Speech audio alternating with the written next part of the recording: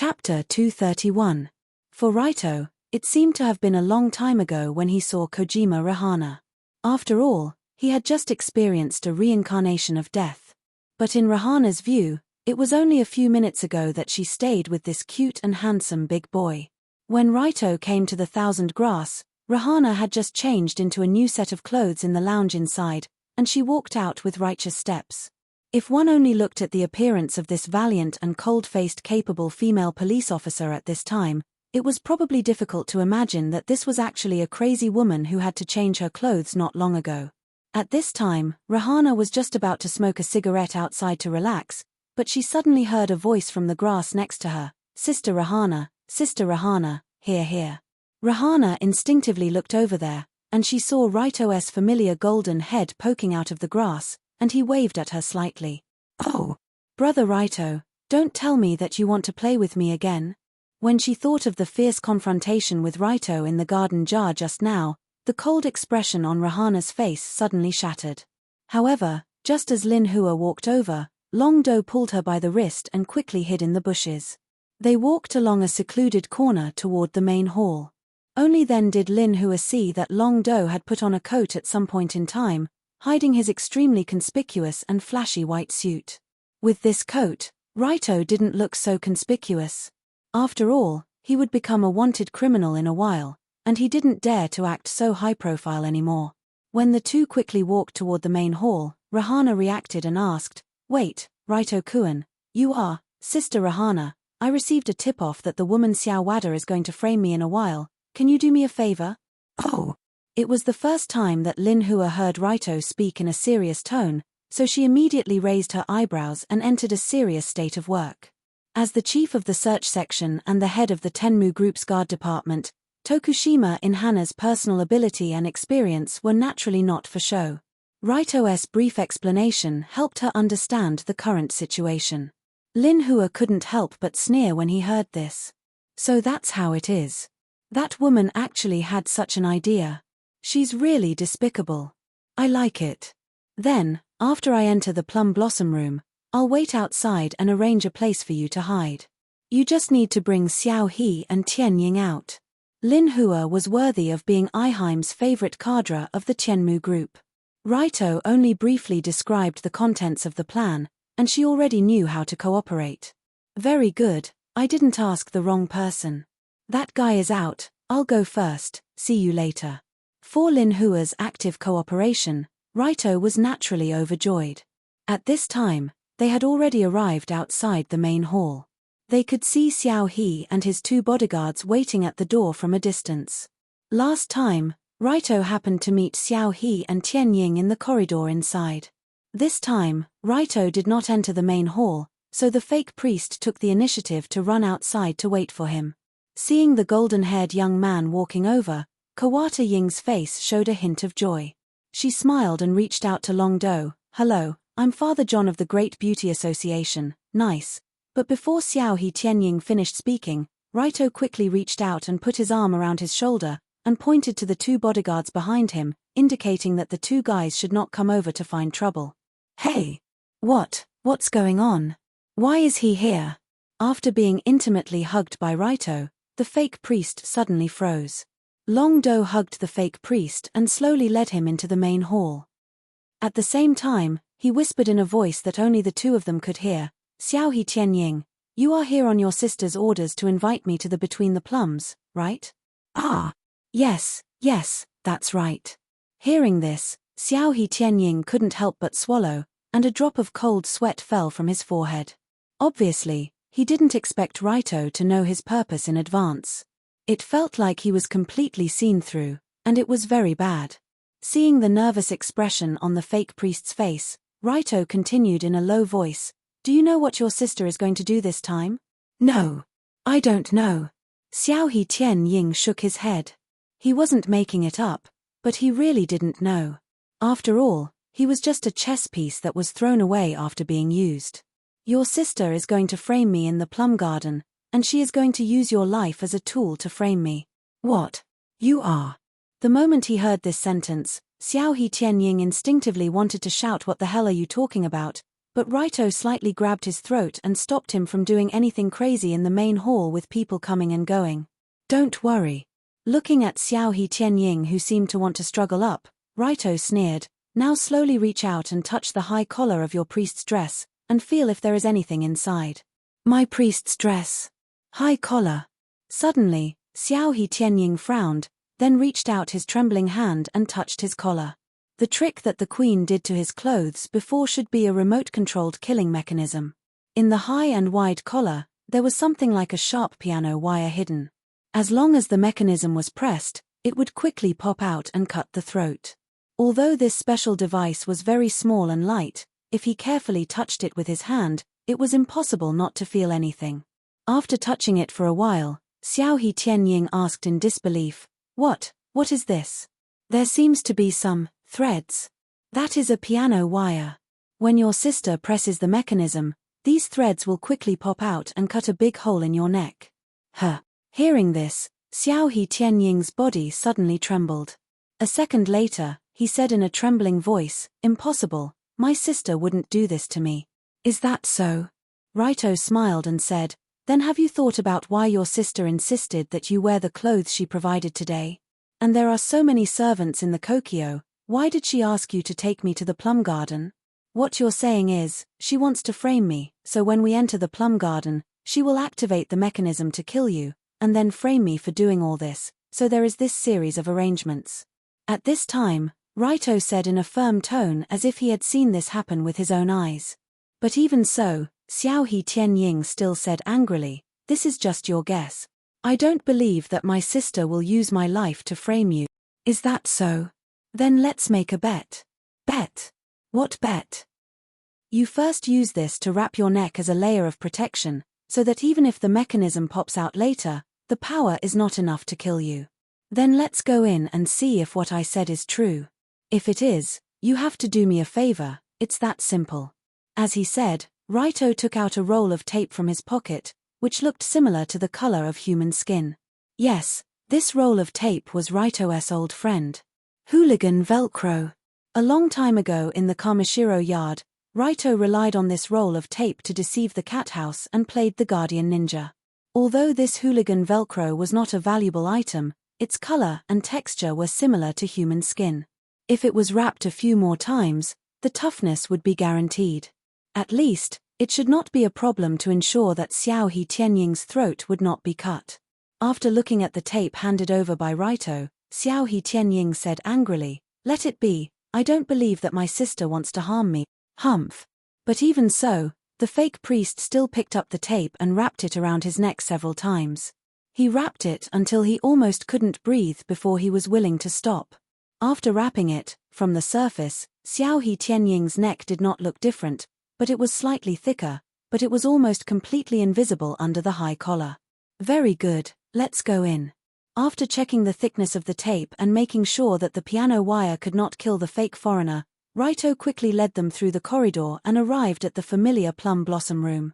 As the two pushed the door open and walked into the queen's office, the room was still quiet, not a sound could be heard, emitting a strange silence.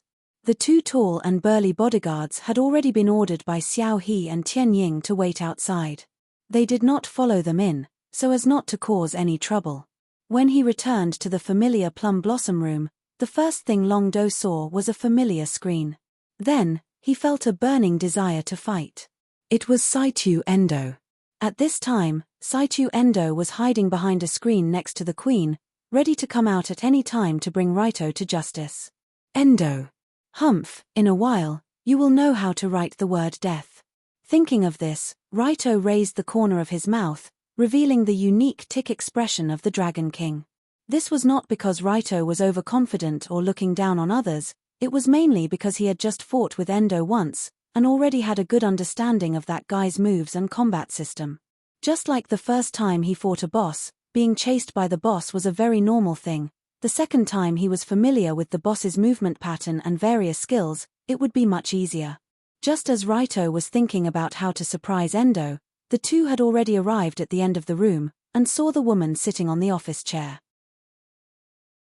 Chapter 232. Raito Kiri, we finally meet. Exactly the same as last time, Kanoya, who was sitting on the office chair, said to Raito calmly as if she didn't put this young man in her eyes at all. It had to be said that her expression that seemed to be incomparably calm in any situation was indeed quite intimidating. Unfortunately, Raito had already seen the queen's appearance when she was on the verge of collapse, so this trick didn't work anymore. When he saw Kanoya last time, Raito was still thinking about what she would do, what she wanted to do, and what her character was like. But this time was different, because Raito already had a full understanding of the queen. So, the person who held the initiative now was not this stinky woman who seemed to be high above, but him. Just as Raito showed a fierce expression, Kanoya next to him whispered, "Sister. Sister, my mission here is completed, can I go now?" If it was in normal times, Kanoya would definitely not have such an expression when he met his sister. But now he was more or less affected by Raito's words just now and the strange device in his collar. His face was slightly ugly, and he looked at his sister with a trace of worry in his eyes. Please, please, please, please don't be like that. In the depths of his heart that his sister couldn't see, Kanoya kept praying that Raito's nonsense just now wouldn't become a reality. But obviously, if praying was really useful, there wouldn't be so many tragedies in the world. So the queen replied indifferently as usual, "Indeed, your mission is over, thank you for your hard work." Then I will, before Xiao He and Tian Ying could finish saying, "Then I'll take my leave first." The queen sitting on the office chair pressed a button on the table without hesitation. Immediately afterward, a mechanical sound of a spring contracting suddenly came from the collar of his high-collared priest suit, and a cold light ejected from the inside of the collar like lightning. It cut into the man's neck. In the previous incident, Kazuta Ei died in front of Raito, killed by the killing device hidden in her collar. No, it can't be. It was actually real. When she heard the strange mechanical sound from her collar, she realized that everything was real. My sister really did put this killing device in the clothes that she gave me, and planned to use my life as a weapon to frame Raito. Damn it. Damn it. Damn it. Damn it. Damn it. Damn it. At that moment, Kawata Young cursed in her mind in a voice that only she could hear. He couldn't accept it. He absolutely couldn't accept that his sister, who was regarded as a god, would actually treat his life like a consumable and squander it as she wished. But before Kawata Young cursed out loud, Raito had already quickly reached behind him, and at the same time, he slapped his neck without leaving a trace. Because of the protection of the hooligan Velcro, Kawata Young's neck was actually not cut open, so Raito couldn't let him continue to say anything to avoid exposing himself. After the slap, the fake priest fainted silently, and his whole body sighed weakly on the ground. At the same time, Raito also squeezed the hooligan blood pack that he just bought from the Krypton shopping mall on the neck, creating the illusion of blood splashing everywhere. It had to be said that Raito's current speed was really fast. At least in Kawata Young's eyes, her brother's neck was cut open by the killing device and blood splashed everywhere. Clap clap, clap clap clap clap. After finishing his preparations, Ryukyu pretended to check on Xiao He Tianying's breathing. He pretended to frown, then stood up and applauded. Beautiful, is this the style of the current empress? To think that he could even kill his own kin without any hesitation. What an eye-opener. To achieve great things, there are always some sacrifices. Not to mention, the person who killed my brother is you have to pay a heavy price for this. Is that so? Then let me see how serious the price is. In the next second, Long Do's body was like a ferocious beast. He flew over the desk in front of him and punched in the direction of the Empress. However, almost at the same time that Long Do released his killing intent, a short figure flew out from behind a screen to the side with a whoosh. He faced Long Do's punch head-on. This short person who suddenly rushed out from the side was naturally Saitu Raito, and the posture, strength, and angle of his punch towards Raito were almost the same as the previous time. Stinky brat, want to kill the master? Not a chance. When he punched towards Raito's punch, Saitu Raito's eyes flashed with a murderous light, and his fist also blasted out with a fierce momentum. Saitu Raito's fist technique mainly came from the Saitu Raito system of the Saitu Raito system, and this was the same as Saitu Tokahiro and Saitu Downia.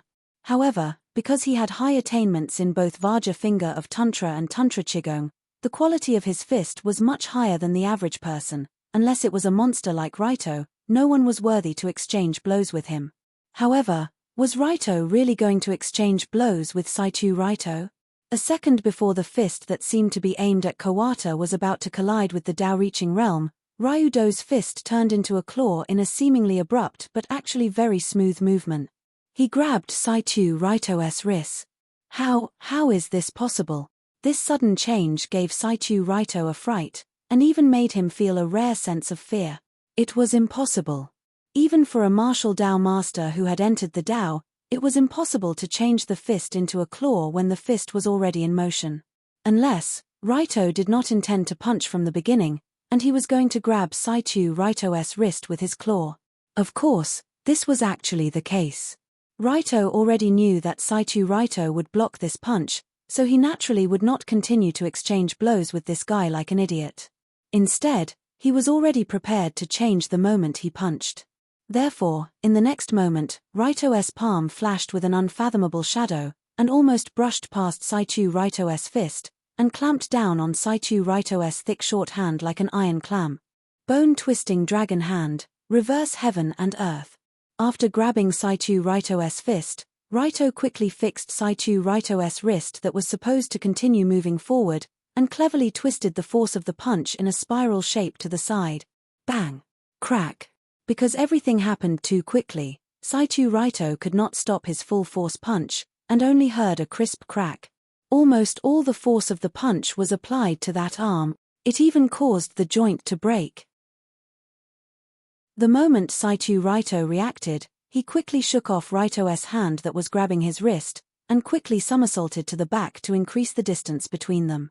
When his body, which was much heavier than it looked, landed heavily on the ground, and barely managed to maintain his balance, Saichu Raito's face showed a rare trace of seriousness and disbelief.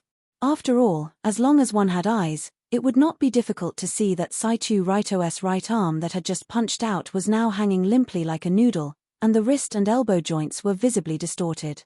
After a moment, Saichu Raito gritted his teeth and said, "What an exquisite little grappling technique. I have to say, I underestimated you." Saichu Raito himself was a master of the grappling system, so he could naturally see that Raito's bone-twisting dragon hand, reverse heaven and earth move just now contained a lot of profound skill. At the same time when the enemy was punching, Saichu Raito grabbed the enemy's wrist, and by rotating and shifting the force of the punch, dislocated the enemy's hand joints. This situation was very similar to when someone suddenly slipped on a banana peel while walking. The force of the step that was supposed to be downward was shifted to the side, and the situation was very similar to when someone sprained their ankle. However, the damage caused by bone-twisting dragon hand, reverse heaven and earth was naturally much more serious than a sprain caused by a slip. Even Saichu Raito, who was caught off guard, suffered greatly.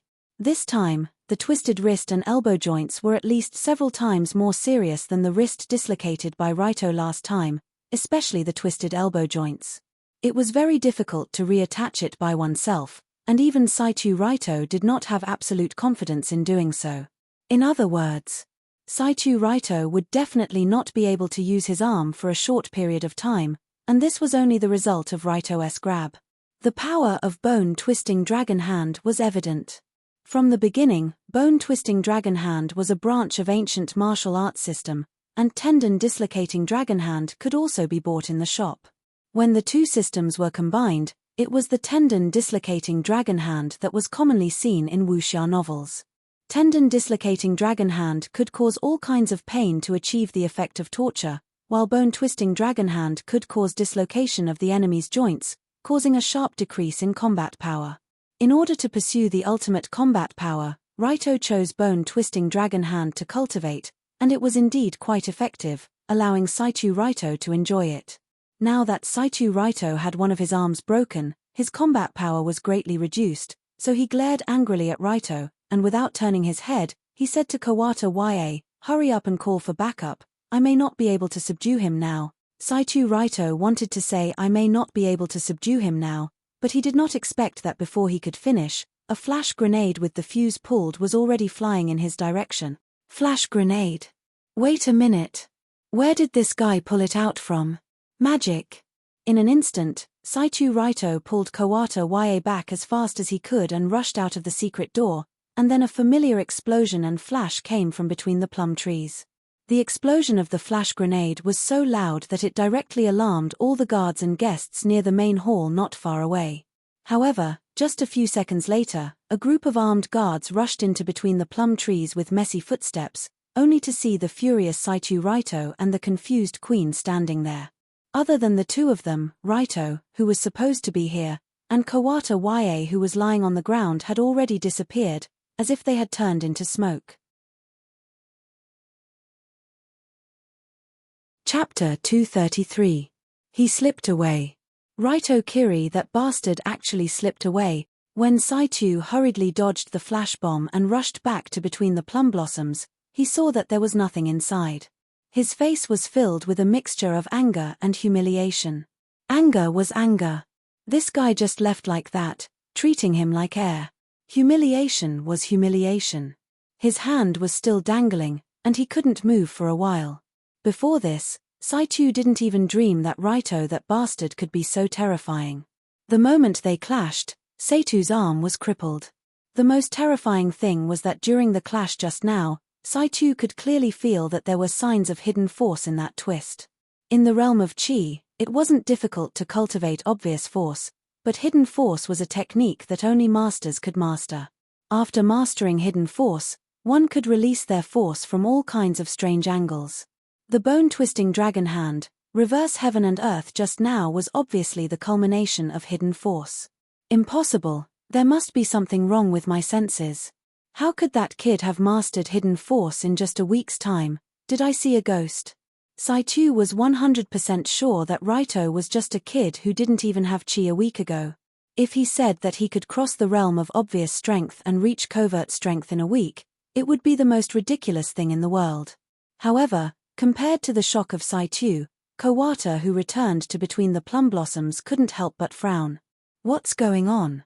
Raito, that bastard, took away Kazuto's body? Why did he do that? Looking at the bloodstains that almost seeped into the floor, Kawata was really puzzled. Logically speaking, Kawata Kazuto, who had his throat slit, should be a dead person, so what if Raito took his body away? Was he planning to save it? Did that idiot think that without the body, we wouldn't be able to convict him? Was his brain damaged? Thinking of this, the Empress sighed slightly and quickly ordered the guards who had rushed over. The criminal Raito Kiri is currently on the run. Pass down the order that he must not be allowed to escape from the Kokyo. Yes. Just like that, under the Queen's order, all the guards who were supposed to be guards began to search for the prisoners around the imperial palace quickly. Raito Kiri couldn't go far. After all, this was the Kokyo. What's more, he was carrying a dead person like Xiao He and Tian Ying. Unless they grew wings, it was impossible for them to fly out. At the same time, the news that Between the Plums was attacked and that something had happened to the Empress quickly spread throughout Between the Thousand Grasses. At the same time, there was also the news that the princess's coming-of-age ceremony was cancelled. After hearing this news, the group of guests who had gathered and chatted happily at Among a Thousand Grasses immediately went into an uproar. It can't be. Someone actually tried to assassinate the Empress here? Although the Empress seems to be fine, I heard that someone else died. This is not a small matter. Was it Raito Kiri who did it? I was just saying that something would definitely happen if we called an extreme leader over. Isn't it here now? Ha ha ha ha. Although an unexpected crime had happened at the Imperial Palace, the guests gathered at Among a Thousand Grasses didn't panic at all. They even commented on the situation there while chatting and laughing. On one hand, there were no ear-piercing alarms now. On the other hand, a large number of guards had been added to Among a Thousand Grasses to prevent Raito from coming here and disturbing the guests so that they could relax and tease him. In addition, the royal family was going to hold a press conference to explain this matter and inform them in advance that there was going to be an important announcement. As a result, most of the guests from Yatsuki didn't plan to leave. Instead, they were prepared to watch another big show here. In a corner of Among a Thousand Grasses, a woman who looked a little naturally naive shook her head and said, "Aya, how scary." I didn't expect a young man to do something like this. This woman, who seemed a little naturally naive, was the hostess Raito had met at the Tsukujiri villa before, Tsukujiri Shinkoto. Since Yunyen's father, Kyoji, was usually busy with work and also had to deal with research and development issues, Shinkoto was usually in charge of attending such social events. Currently, in Among 1,000 Grasses, sitting next to Shinkoto was her old friend of many years, Ruehue Kamishiro. However, compared to Shinkoto, who was so naturally naive that she had forgotten that she had met Raito before, Ruehue's expression was much more serious. How troublesome. The current situation was far more complicated than she had originally expected. She hoped that Colored Glaze and Raito would be able to handle this properly. Ruehue sat on a chair and chatted with Shinkoto while secretly picking up her cell phone again and reading the message that her daughter had sent her. In that message, Colored Glaze roughly explained Raito's current situation, as well as what they planned to do next, telling her mother not to panic. Of course, Ruehue wouldn't panic in the first place. She would only worry for Raito. Right now, the entire Kokyo was in chaos. Thousands of guards swiftly rushed over from outside and surrounded this place, searching for traces of the villain who dared to assassinate the Empress. In that case, just where were Raito, Kawa, and Tianying hiding at this time? Before saying that, it was necessary to mention the specific structure of the Kokyo. The main hall, Among 1,000 Grasses, and other places that Raito and the others had stayed in were all in the new palace area. This was the area that had been rebuilt after being bombed during World War II. However, to the south of the new palace, after passing through the Daoguhao in the water area of the Kokyo, one could see an even older building called the Three Halls in the palace. The so-called Three Halls in the palace referred to the Virtuous Place, Imperial Spirit Hall, and Temple as a collective name for these three groups of buildings. They were the places of worship in the palace and were definitely not open to outsiders. Only the imperial family could use them. The Virtuous Place worshipped the Amaterasu great god. At the same time, it worshipped one of the three divine artifacts of the emperor, the Yatta no Kagami.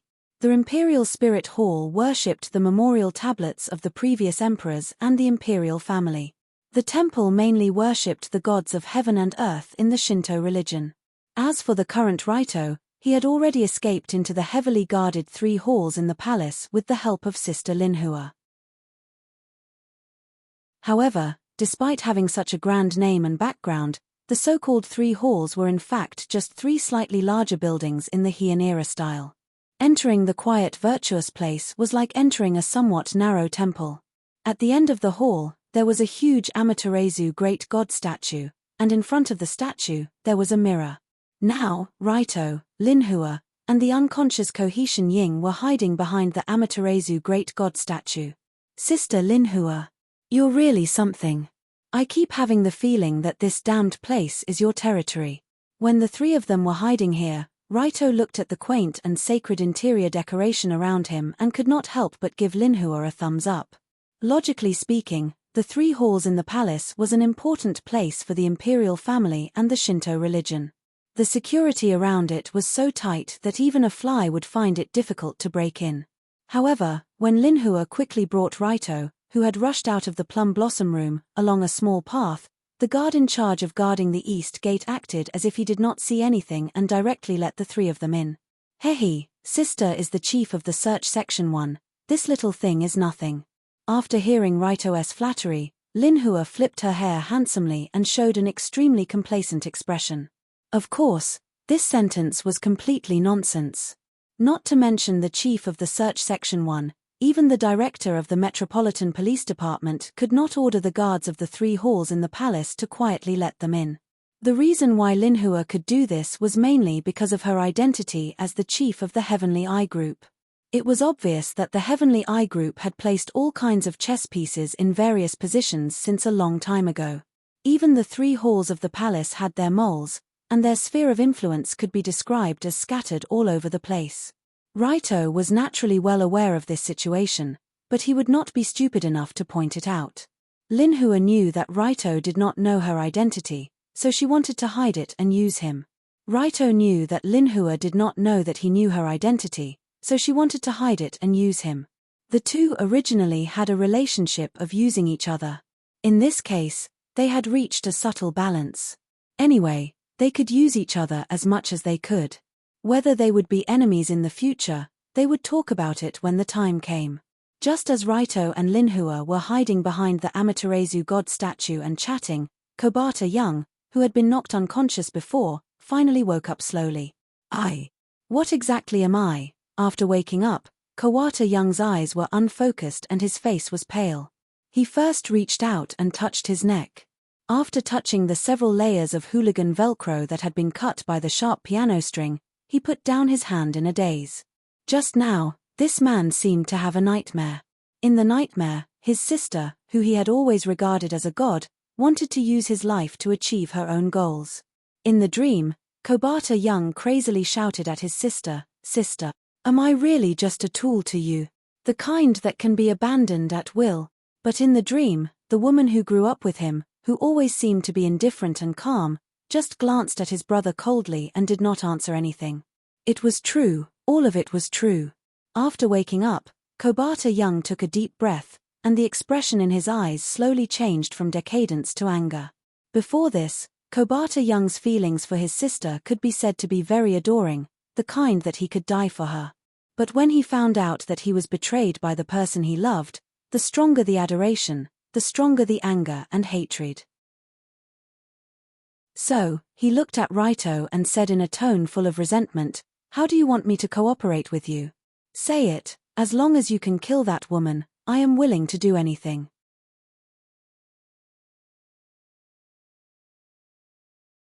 Chapter 234. Broken. Kawata Young was completely broken. After he found out that he was heartlessly abandoned by his sister, something in his heart seemed to have cracked, and he no longer had time to care about other things. The glory of the Kawata family, the future of the Great Beauty Association, the condition of his son who was still lying in the hospital, etc. It didn't matter, nothing mattered anymore. He just wanted the woman to die. He just wanted the woman to taste the unforgettable pain of betrayal that she gave to his brother. It was that simple. Very good. That's more like it. After feeling the resentment of the fake priest, Raito smiled and patted him on the shoulder, then he looked at the time on his phone. According to the time on the phone, it was less than half an hour before 12 o'clock, and the press conference held by the royal family would officially begin at 12 o'clock. For this unprecedented press conference, the royal family had been preparing for a long time. When Raito entered the main palace, he saw a large group of staff and media equipment, which was actually prepared for this press conference. Of course, this press conference itself was not to explain the Queen assassination not long ago. It was originally held for this princess coming-of-age ceremony.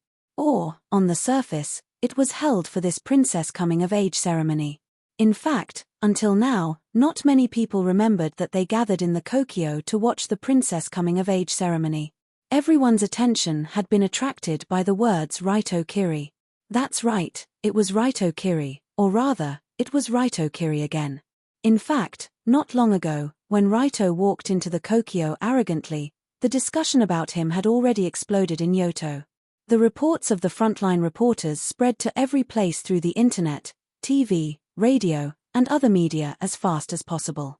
At the same time, the classic photo of Raito standing in front of the Kokyo and giving the middle finger appeared.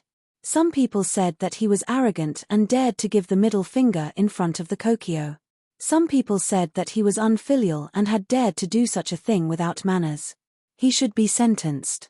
Some people said that he was very handsome and even hoped that he could become an idol on the spot and become a handsome man. Just like that, on the internet, news and posts related to Raito Kiri increased by hundreds of thousands in just 1 or 2 hours. The speed at which it spread was comparable to a virus. For a time, the entire Tokyo was in turmoil. Almost everyone knew about this man, the leader of the second generation of the extreme Tao sect, and the unique tags on him. Domineering, rebellious, cold, tough guy, and so on. These were all the labels that Raito carried around. Although people had different opinions on Raito's actions and attitude, there was one thing that everyone agreed on. This young man was indeed very capable. Even those who hated him had to admit this. After all, it was unprecedented for a 16-year-old high school student to be invited by the royal family to attend the princess's coming-of-age ceremony as a leader of a gang. In the past many years, the concept of extreme Tao had always been widely known by people, but the concept of extreme Tao had always been widely known. However, most people also thought that extreme Tao was just a group of bugs that hid in the source and couldn't see the light of day. However, Raito's appearance seemed to have broken this situation. For the first time, people realized that extreme Tao could be so young, so handsome, and so openly stand on the stage that only the upper class could go to. Especially in his Dory First High School, almost the entire school was crazily discussing him that morning. The First High BBS was also crazily flooded with posts related to Raito. A second-year high school girl posted on the forum, "God, this is the first time I feel that young Master Raito is so handsome. My heart is about to be stolen by him." Under this post, there was a picture of Raito swaggering outside the Kokyo. In the picture, Long Do was wearing a flashy and handsome outfit with a pair of sunglasses on the bridge of his nose. His domineering aura, heroic aura, handsome aura, and flirtatious aura were fully displayed. It had to be said that even in the context of the entire society, the current Raito could be regarded as a very attractive man. Not to mention, in a mere high school campus, he was simply at the level of Yaroming. If it was before, this girl would probably be bombarded by the group of determined anti-Raito supporters on the First High BBS. But now, the situation had obviously reversed 180 degrees. Yeah, young Master Raito is really handsome. I really want to be his girlfriend. He's really too handsome, and his temperament is mature. Compared to the group of boys in our school, they can't even compare to a single strand of his hair. Yes, after seeing this picture, I immediately broke up with my boyfriend. Raito Kiri, I want to fence with you until dawn. Although there seemed to be some strange guy mixed in with the crowd, it was enough to show how popular Battle Dragon's popularity was at the moment. Of course, in these posts that were in love with Raito, there were also some determined anti-Raito supporters. As usual, there were all kinds of sarcastic comments in the post. For example, no way, someone really likes that guy. A group of superficial idiots, what's so good about that extreme hooligan? Didn't that bastard Raito have one foot in two boats before? You can't have forgotten so quickly, right? Ever since Long Do was involved in a scandal with senior sister Yoon Yang and Miss Lioli, there had been a group of people tirelessly scolding him on the First High School forum. But today was different from the past. As soon as this group of anti-Raito supporters appeared, they were chased and scolded by Raito supporters for 9 streets. In the end, they could only delete the post and go offline, hiding in the toilet for warmth. Just as this huge storm named Raito Kiri swept through the entire Tokyo, the time gradually approached noon, and the opening of the press conference was getting closer and closer. At this time, Kawata and her husband, Emperor Yutoku, were waiting in the lounge next to the main hall, and their daughter, Princess Fukudaheim, had already been sent back to the residence to quietly finish her coming-of-age ceremony. And this Emperor Yutoku, who was going to speak at the press conference, Kawata sat on the sofa without saying a word, and her face was a bit gloomy. Suddenly, Emperor Yutoku also walked over to his wife and comforted her. "Yae, don't be too sad, the dead can't come back to life." After all, his wife's brother, Kawata Inksai, unfortunately died, and everyone thought that the Empress' bad mood was caused by her brother's death. Kawata nodded slightly, and reluctantly responded to her husband with a few words, and pretended to be sad because of her brother's death. But as the murderer of her brother, how could Kawata Inksai be sad because of that guy's death? She still felt that something was not right. From the time Raito escaped from the plum garden, it had been almost an hour, but the guards and police still couldn't find him in the Kokyo. Raito Kiri, that stinky brat, seemed to have disappeared into thin air, and no one found their whereabouts. This situation always made Kawata Inksai feel uneasy. In the original plan, Raito should be killed on the spot in the plum garden, but not only did he not die, but he also successfully escaped with Kawata Inksai's body. This was far beyond the scope of Kawata Inksai's plan. But it doesn't matter, as long as this press conference is over, my extreme cleansing plan can be implemented, then even if Raito escapes from the Kokyo, what awaits him is only endless pursuit. Don't worry, although there were some small mistakes, there was no change in the overall direction. Thinking of this, Kawata Inkzai took a deep breath and tried to calm her mood. Not long after, as the reporters walked into the main hall with excited expressions, this highly anticipated press conference was finally about to begin. For the reporters, today was really a very joyful day.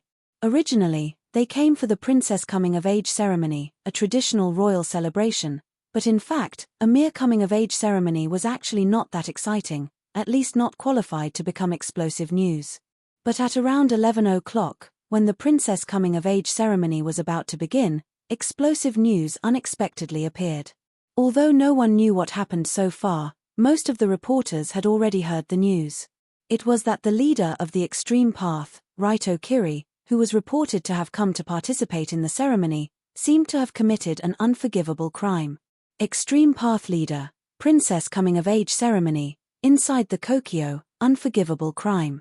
When all these keywords were combined, the sensational effect was needless to say. The bosses of the TV stations, newspapers, and websites would be laughing in their dreams tonight. So just 5 minutes before this unprecedented press conference began, the main hall. Pine Room was already crowded with people, and everyone anxiously stared at the long table placed not far away. Oh, it's coming, it's coming. Accompanied by the sound of the bell at 12 o'clock, under the excited gaze of the reporters, the members of the royal family represented by the emperor, the empress, several cabinet members, and the chief of police Sensible Daigo. That's right, the chief of police Sensible Daigo, the father of Raito's right-hand man, Sensible Goro.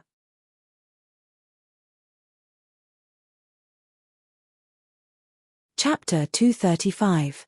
Sensible's family had been engaged in the police profession since the Meiji era. It could be said that they were loyal. There were dozens of ancestors who died in the line of duty.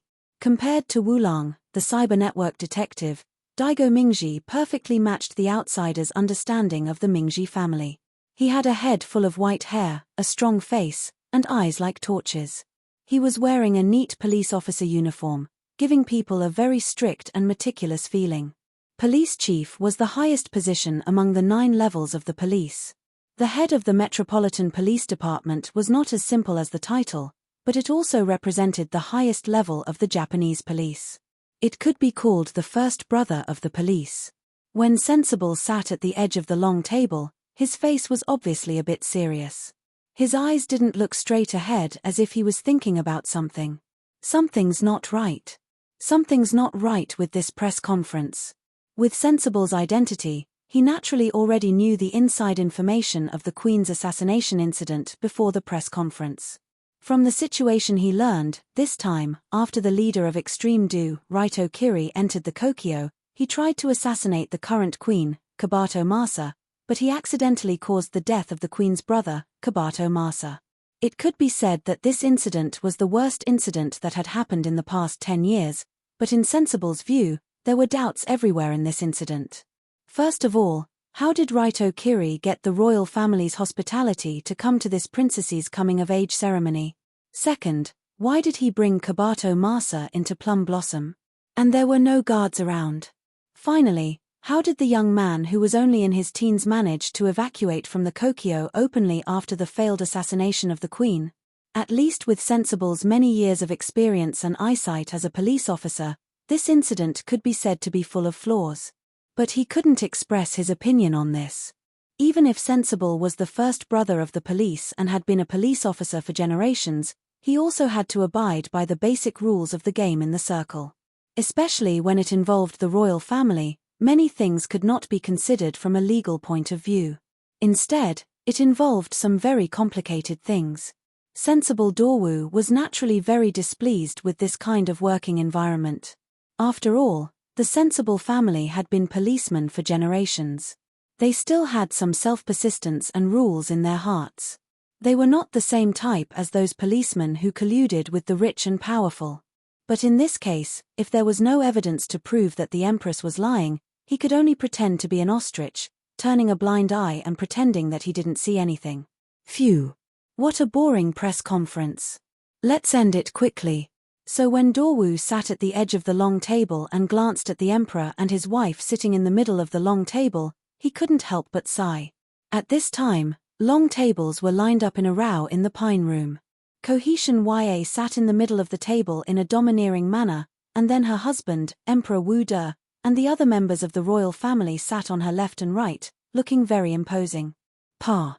Pa pa. Pa pa pa. When all the masters were in position this time, the first thing that flashed towards them was a blinding light. It was as if a large pile of fireworks had exploded in front of everyone's eyes. It was so bright that even Kawata's eyes were a little dazzled. These reporters are so annoying. First, she reached out and rubbed her eyes, then the Empress's nose was sour, and a burst of tears that seemed to be full of affection slowly flowed out from her eyes. She slowly moved the microphone closer to her and said in a heavy tone, "Dear reporter friends, and distinguished guests, I gathered you together today to announce a sad news." It had to be said that Cohesion Ya was a natural actress. When she said these words, this woman completely put herself in the role of a poor empress who lost her brother and was assassinated. Therefore, those who heard those words were heartbroken and those who saw them shed tears. The entire pine forest was filled with a sorrowful atmosphere. Seeing that the atmosphere had been stirred up, the Empress continued slowly, "Just an hour ago, a murderer broke into the Pine Room and tried to assassinate me. Thanks to my brother who risked his life to save me, I was safe and sound, but Yinghe unfortunately passed away." Suddenly, Cohesion Ya lowered her head in pain, and when she said the last few words, she even burst into tears and choked silently, fully showing the Empress's acting skills. Click. Click click click. After seeing her sorrowful look, the reporters below also raised their cameras and started snapping photos. Many people have even thought of the title of this report, such as "The Empress Lost Her Brother, She Washed Her Face with Tears at the Press Conference." Bang! Immediately afterward, the Empress slammed the table, and the expression on her face quickly changed from grief to anger. Why? Why did this happen? At the beginning, we decided to invite the most famous leader of Extreme Do, Raito Kiri, to come over, hoping to inspire him and let the group of Extreme Do turn over a new leaf. Cohesion Ya suddenly raised her head and then said, "But, what did the leader of the Rulong group do? He laughed at our persuasion and even attacked me. It's simply heartless. Woo! Woo! How can it be so outrageous?" After hearing Cohesion Ya's righteous words, the group of reporters below couldn't help but start an uproar. It's too much, that Raito Kiri. The royal family has already given them a chance to turn over a new leaf, and they didn't accept it, but they still want to attack. Extreme Do is Extreme Do, mud can't help a wall, it's better to arrest them all and send them to prison. For a time, the reporters couldn't help whispering, and their words were full of anger toward Raito Kiri and the Extreme Do group. However, when he noticed this change, Sensible, who was sitting at the long table, couldn't help but frown. The Empress is mobilizing the reporters' resentment and dissatisfaction toward Extreme Do? What's going on? What does she want to do? As the police chief, Sensible naturally has a certain degree of understanding of the Rulong Group, the largest Extreme Do organization in Yoto. In fact, from Dorwu's point of view, the Ru Long Group was not a very bad organization. They were not involved in anesthetics, smuggling, or gambling. It could be said that they were already a clear stream in the Kyudo. In fact, in the area managed by the Rulong Group, the crime rate was actually quite low. The surrounding people's evaluation of them was also okay. They were not the kind of evil people. Instead, they had some of the chivalrous demeanor of the Edo period. But now the Empress Owada seemed to want to target the Rulong Group and their leader Raito Kiri, and it was for a reason that Sensible thought was ridiculous. The royal family summoned the leader of Extreme Do to the Kokyo to inspire them, to make them turn over a new leaf. Bullshit. Even if they want to do this kind of thing, it's definitely not the royal family's turn to do it. What qualifications do they have to intervene in Extreme Do? This is clearly the work of the Metropolitan Police Department, okay? What's more, the whole Empress assassination incident was full of doubts. Sensible already felt that there was something wrong with it. At this time, after watching the Empress performance, he felt that this woman was talking nonsense. If it weren't for the press conference now, Sensible definitely couldn't help but stand up and yell at the Empress, "Is this something you should care about? Where do you put the police? Aren't you overstepping your authority?" But not now, at least before there is an obvious turnaround. Sensible couldn't do anything. He could only sit quietly at the long table and watch the Empress' tearful performance. At this moment, the Empress had already reached the most critical part. "I think." Owada Ya suddenly stood up from the chair and said in a bold tone, "This country can't go on like this. We must not let the extreme do whatever they want. We should do a national purge and put all the extreme in prison." A nationwide purge? Wasn't this a little too? After hearing the Empress' words, there was an uproar in the group of reporters below. The number of extreme in the entire country added up to at least 150,000 people. And now the number of people imprisoned in the country's prisons was about 50,000. If all the extreme were to be purged and put all of them in prison, then the number of people imprisoned in the country's prisons would instantly skyrocket by 3 times. What is the concept of 3 times? The prison that originally accommodated 50,000 people, if 150,000 people suddenly flooded in, wouldn't the prisons in the country burst? What's more, such a huge project can't be done easily. At least Sensible couldn't help but cover his head when he heard the plan. Nonsense. This woman was simply fooling around. What exactly was she thinking? Although Daigo Mingji thought so, as Xiao He and Tian Ya explained their plan, his brows furrowed more and more. In Owada Ya's plan, the imperial family will be responsible for contacting many international security companies and prison companies to assist in the plan. Within a year, these companies will invest about $100 billion in Nippon and build more than 200 private prisons to imprison the arrested extreme members. At the same time, the arrest work will be completed by the largest security companies in American. What is the concept of the security companies in American? That was a big shot who had fought in the Middle East and fought with terrorists. His employees numbered in the hundreds of thousands. And in this plan, there are dozens of domestic companies that support the imperial family, and they are all reputable companies in various industries. If what Owada Ya said is true, she can mobilize so many domestic and foreign forces to carry out this plan, then this extreme purge plan really seems possible.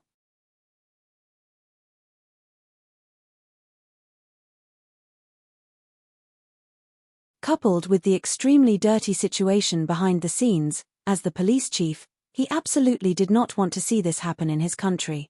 Therefore, just after Kawata Ya announced the contents of her extreme cleansing plan, the police chief could not help but grit his teeth and decided to take the risk and directly stand up. Fart. Ha ha ha ha ha. But before Sensible stood up, a burst of wild laughter came from the ceiling above the pine room, which immediately attracted everyone's attention. Heh! This laughter. Could it be? Kawata Ya, who was about to give a few more impassioned speeches, suddenly widened her eyes and looked up with an expression of disbelief. The pine room was the central area of the main hall. Although the decoration inside the hall could not be said to be splendid, it still had the flavor of the era. The surrounding walls were decorated with purple and red satin with dragon patterns. There were tassel-like satin curtains hanging from above, like a young girl's swaying skirt. But just when everyone looked up at the direction of the laughter, they saw a figure quickly leaping from the tasseled satin curtains under the ceiling. Then, like a crane, he gracefully landed in front of the long table where the royal family members were sitting. According to the description of a reporter who was fortunate enough to see this scene at close range, the situation at that time was like this. How should I describe that feeling? It was like Zorro. Do you know Zorro? Young Master Raito descended from the sky like the hero thief Zorro and directly landed in front of the royal family members. Moreover, his landing was light and silent, and his movements were extremely elegant. At that time, we were all stunned. The scene was very quiet, and no one dared to make a sound. After all, everyone was attracted by young Master Raito's gorgeous figure and handsome movements. They could not help but have the thought of this person is too awesome in their hearts.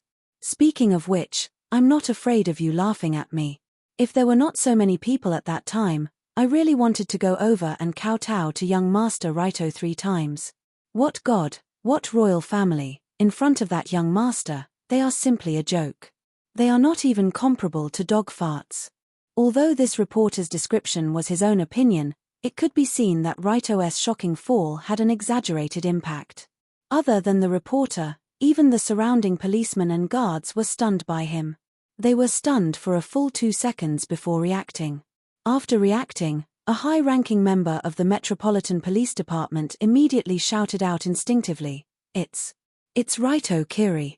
Quick! Quick, catch him!" Suddenly, the surrounding policemen and guards rushed towards him as if they suddenly realized something. They wanted to catch this young criminal who had barged into the royal family's press conference on the spot. At that moment, at least a dozen strong men in police or guard uniforms rushed towards Raito, trying to capture him alive. But under the cameras of the reporters who were frantically taking pictures of this rare event, the young man only slowly raised his right foot. When Raito raised his right foot and raised it to a height higher than his left knee, his left foot was still standing straight in the same place. His body did not sway at all, as if it was deeply rooted in the ground. Following that, Raito made a very ordinary move. He raised his right foot and stomped it down. Stomping one's foot was an action that even a few years old girl could easily do. It was hard to imagine that such an action could cause anyone to feel uncomfortable. However, the moment Raito's tremor kick from the ancient Bajikan landed, it made everyone present fully understand how powerful such a simple action could be. Boom! Catcher! When the right foot that seemed to weigh at most a few dozen pounds landed, the first thing that came out was a rumbling sound like an earthquake, followed by the sound of the huge and heavy bluestone floor shattering like glass. Like a storm of air mixed with the broken pieces of the floor, the sound of the explosion, the air wave, and the momentum like Mount Tai spread out with Raito as the core. At that moment, everyone seemed to see the image of a 100-meter-tall Vajra statue landing 1 foot and suppressing the entire main hall on the spot. What is this? What is this? 2 seconds later, the policemen and guards who rushed to the front to arrest Raito could not help but take a few steps back from the terrifying force. They staggered and fell to the ground. And the group of reporters who were holding their cameras behind them were even more shaken by this sudden kick. A large number of them fell to the ground, looking like wheat being harvested. The power of 1 foot was actually so fierce. Even if an elephant came and stomped with all its strength, it would not be as powerful. "You guys." Seeing that the surrounding environment finally quieted down, Raito sneered and said, "What are you planning to do by jumping at me? Are you looking for death?" Right in the middle of the Kokyo main hall, surrounded by countless reporters, policemen, and guards, right in front of the royal family who claimed to have the bloodline of God, Raito said the words "looking for death" without hesitation. It felt like he did not put a large group of people in his eyes, and his tone was like talking to a pile of unrecyclable garbage. This was no longer a question of arrogance, it was simply indescribable. Even Sensible, who graduated from a famous university, could not find a word to describe this young man in his vocabulary. But he could not help but slowly stand up from behind the long table and asked seriously, "Raito Kiri, your sudden appearance this time is not purely to show off your strength, right?" There was no doubt that this young man had the strength of a national treasure. The bluestone floor that was shattered by his foot continued for several meters, which was enough to prove that his strength was comparable to the group of heroes in the mythological era. But Sensible could see that Raito had no malicious intent at this time. Otherwise, the place where the foot landed just now would not be the floor, but the heads of the royal family members. "About this, Sensible boss, let me explain about this matter." Just as Sensible, the police chief, stood up, the crowd not far away was suddenly broken from the middle. A cold woman in a dignified policewoman uniform with dozens of search section officers behind her walked to the long table with serious steps. "Kawata ya." The head of the search department, Tokushima in Hana, walked in front of the pale-faced queen in front of everyone and said in a cold tone, "The search department is now suspecting that you are related to an attempted murder case, and would like to invite you back to assist in the investigation. You will cooperate, right?"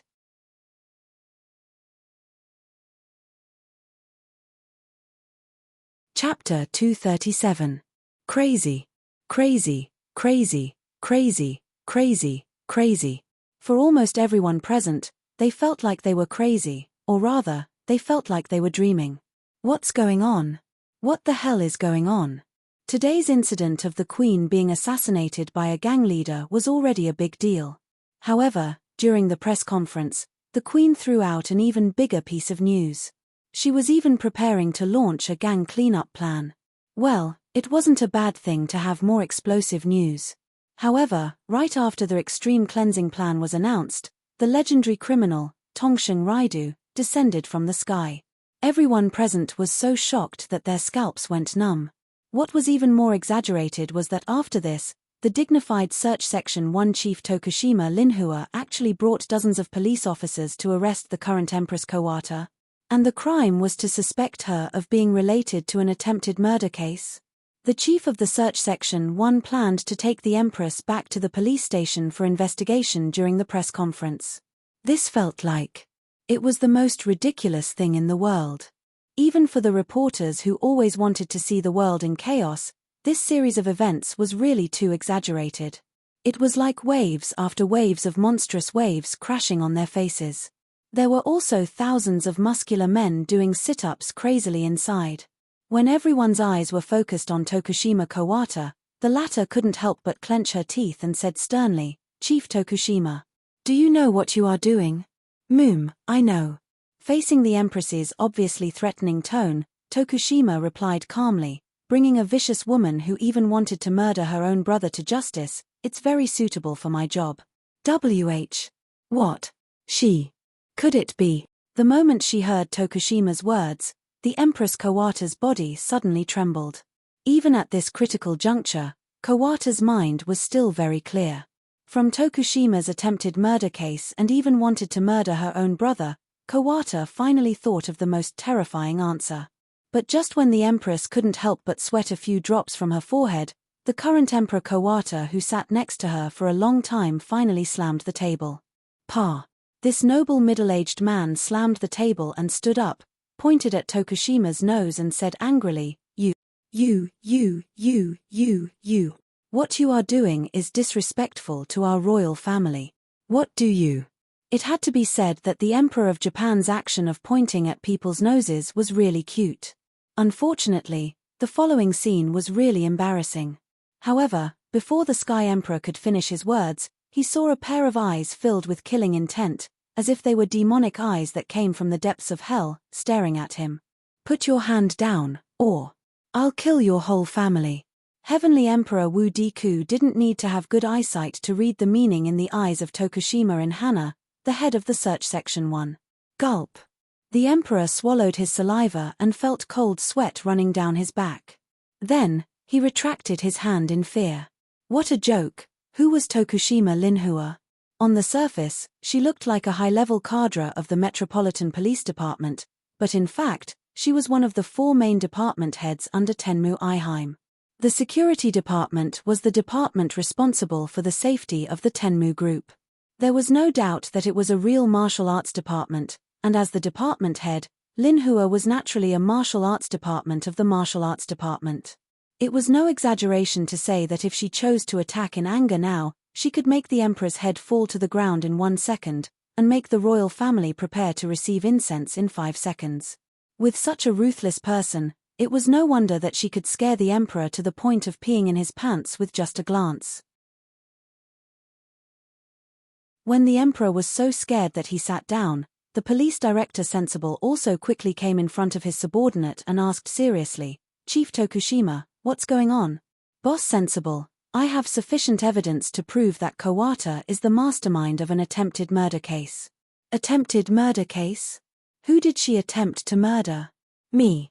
Before Daigo Mingji could finish his sentence, a man wearing a familiar priest's attire slowly walked out from the crowd not far away. His neck was still stained with blood, and his eyes were filled with ferocity and hatred. It's really him. How is it possible?" Seeing this brother looking at his enemy, Kawata walked towards the speaker's table. Kawata felt her body go soft, and her mind was full of the word impossible. Not long ago in Plum Garden, the scene of the fake priest's neck being cut open happened in front of Kawata Garden. She could clearly see the blood splattering everywhere, and then Raito hurriedly went over to support him. But from the way the fake priest appeared, this person seemed to be unscathed. Da.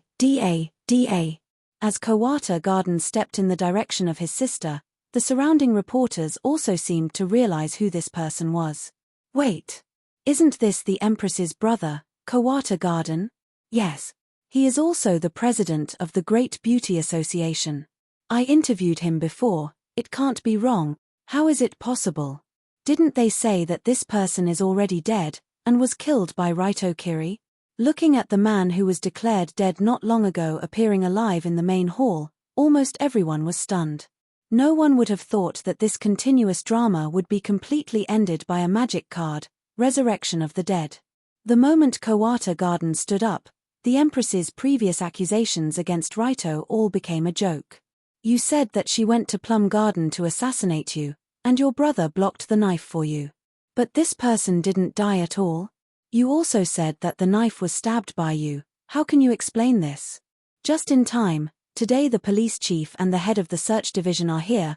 I can fully cooperate with the work of the police department to prove that what I said is true. This woman did intend to murder me. In front of everyone present, Kawata Garden took out the piano wire-like knife from his collar, and then handed it to Kyujima Rinka. Because the police inspector Daigo Mingji was at the scene, there was nothing to say about what happened next. It was very simple. Originally, the police chief was very unhappy with Kawata Garden's actions and plan today. Since someone has already testified against her, then Sensible naturally won't let her go. With the wave of the police chief's hand, this unique press conference suddenly came to an end, and the initiator of all this, Kawata Garden, was also taken out by the police in a daze. Fortunately, because this press conference was relatively important, the reporters who came to participate only recorded the broadcast, and didn't broadcast the whole process to the whole country through live broadcast. Otherwise, the royal family really didn't need to go out to meet people from today. At the same time, all the recorded videos, photos, etc. in the hands of all the reporters were also confiscated by the police department, and they were strictly required to never disclose what they saw today, otherwise, they will be arrested for leaking state secrets. No matter what, today's incident was also a royal scandal. The entire upper class of Nihon will do everything possible to prevent these things from being known by the civilians. Otherwise, I'm afraid that even the mascot of the royal family will be smashed to pieces in the future. I will also make the same request to you. Raito Kiri, today's matter is absolutely not allowed to be leaked, understand? Just after arranging his men to send away the reporters, Sensible came to Raito, who was chatting with Rinka, and said to the boy who brought him a huge surprise. Facing Goro's father, Raito also nodded and smiled. Don't worry, I'm not such a talkative person. But this matter is far from over, you don't have to be happy too early. Far from over? You mean, what else can the Empress do? Hearing this, Sensible couldn't help but frown. At least in the view of the police chief, the downfall of Kabato Tenya was inevitable. After all, the Empress had murdered her own brother and tried to frame Long Do with the crime of murder. She had colluded with a foreign company to launch a series of evil deeds. Moreover, it had been made public in front of so many people. There was no room for negotiation. Even if the past of the Empress was dug deeper, the problems that could be dug out would definitely be more than the above. It would not be difficult to send her to prison.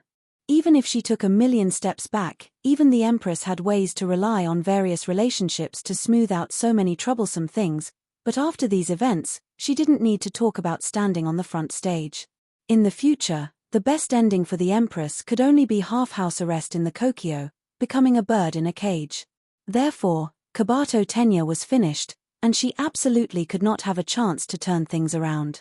However, although Sensible's inference was correct, it was only an inference from a normal point of view.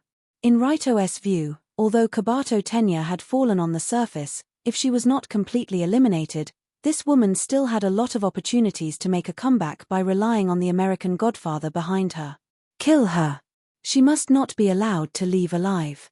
After cooperating with Sister Lin Hannah to record the testimony of this case, and when he drove back to the Rulong Group headquarters in the car sent by Colored Glaze, Raito thought so. It was not an easy task to kill Xiao Hatian, because this woman would have to stay in the police station for a long time. However, it was not necessarily an easy task to kill Cohesion YA, because this woman chose to escape from prison on the night she was arrested and interrogated in the police station. Yes, on the night when the princess coming-of-age ceremony was supposed to be held. Kabato Tenya escaped from the Tokyo Metropolitan Police Department with the help of several black-shirted men. Judging from the signs of her escape, this woman seemed to be prepared for this. Good escape.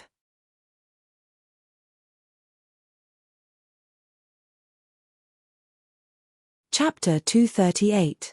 That night, the day had already turned to ashes, and the night sky in the suburbs of Tokyo was as dark as a bottomless abyss, making people fearful. Because this was the wilderness highway leading to the northeast, there were not many lights along the road, and there were only a few houses as far as the eye could see. It was really a desolate place. Now, the surroundings were completely silent. Only the rumbling of the 3 cars' engines could be heard in the night wind, which made people uncomfortable. These were 3 black cars in a line, quickly driving toward the northeast of Tokyo. From the solemn atmosphere and the vigilant eyes of the driver, it could be seen that the people sitting in the car were definitely not ordinary people. In fact, this was indeed the case. At this time, sitting in the back seat of the black car in the middle was the contemporary Empress Wu De, who had caused an uproar not long ago, Cohesion YA. But now she had changed into a sportswear that was convenient for activities and very low-key, and used a hat and mask to cover her face, sitting in the car on the remote road heading northeast. Logically speaking, Cohesion YA should still be in the Metropolitan Police Department being investigated, and it was impossible for her to appear on this road in the middle of the night. However, if one looked back at the special detention center where she had been staying, it was not difficult to see that the dozens of police officers who were responsible for guarding inside had already fallen to the ground in disorder. One look and one would know what had happened just now. Prison break. On the night when Cohesion YA was arrested and investigated, she arranged for people to escape without hesitation. A prison break team sent by the world's most famous American security company Blackwater, who had participated in more than a dozen wars in the Middle East, and a top martial Dao master. In the world, there were very few prisons that could stop this group of people from taking Cohesion YA away, not to mention it was just a special detention center under the Metropolitan Police Department. It was not much more difficult than going to the park. Phew. This is great. I can finally get rid of all those lousy things. At this moment, when Cohesion YA sat in the car and rushed all the way to the northeast, she couldn't help but look at the cold scenery outside the window, but a relaxed expression flashed in her eyes. Under Raito and the colored glazes plan today, the current empress could be said to have lost all standing and reputation, and would never be able to make a comeback. Owada had indeed committed many crimes in the past. If the Metropolitan Police Department could dig out even a tenth of her crimes, she would be sentenced to life imprisonment at the very least.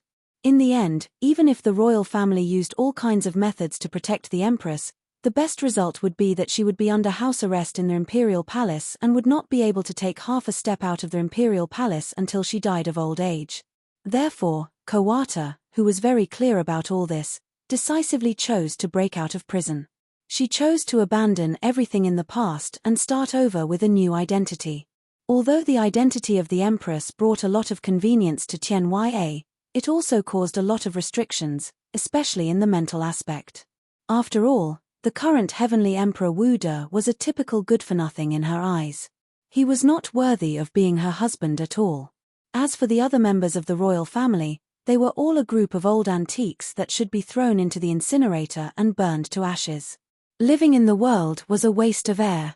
Staying in such a family for a long time made Tien Ya tired long ago.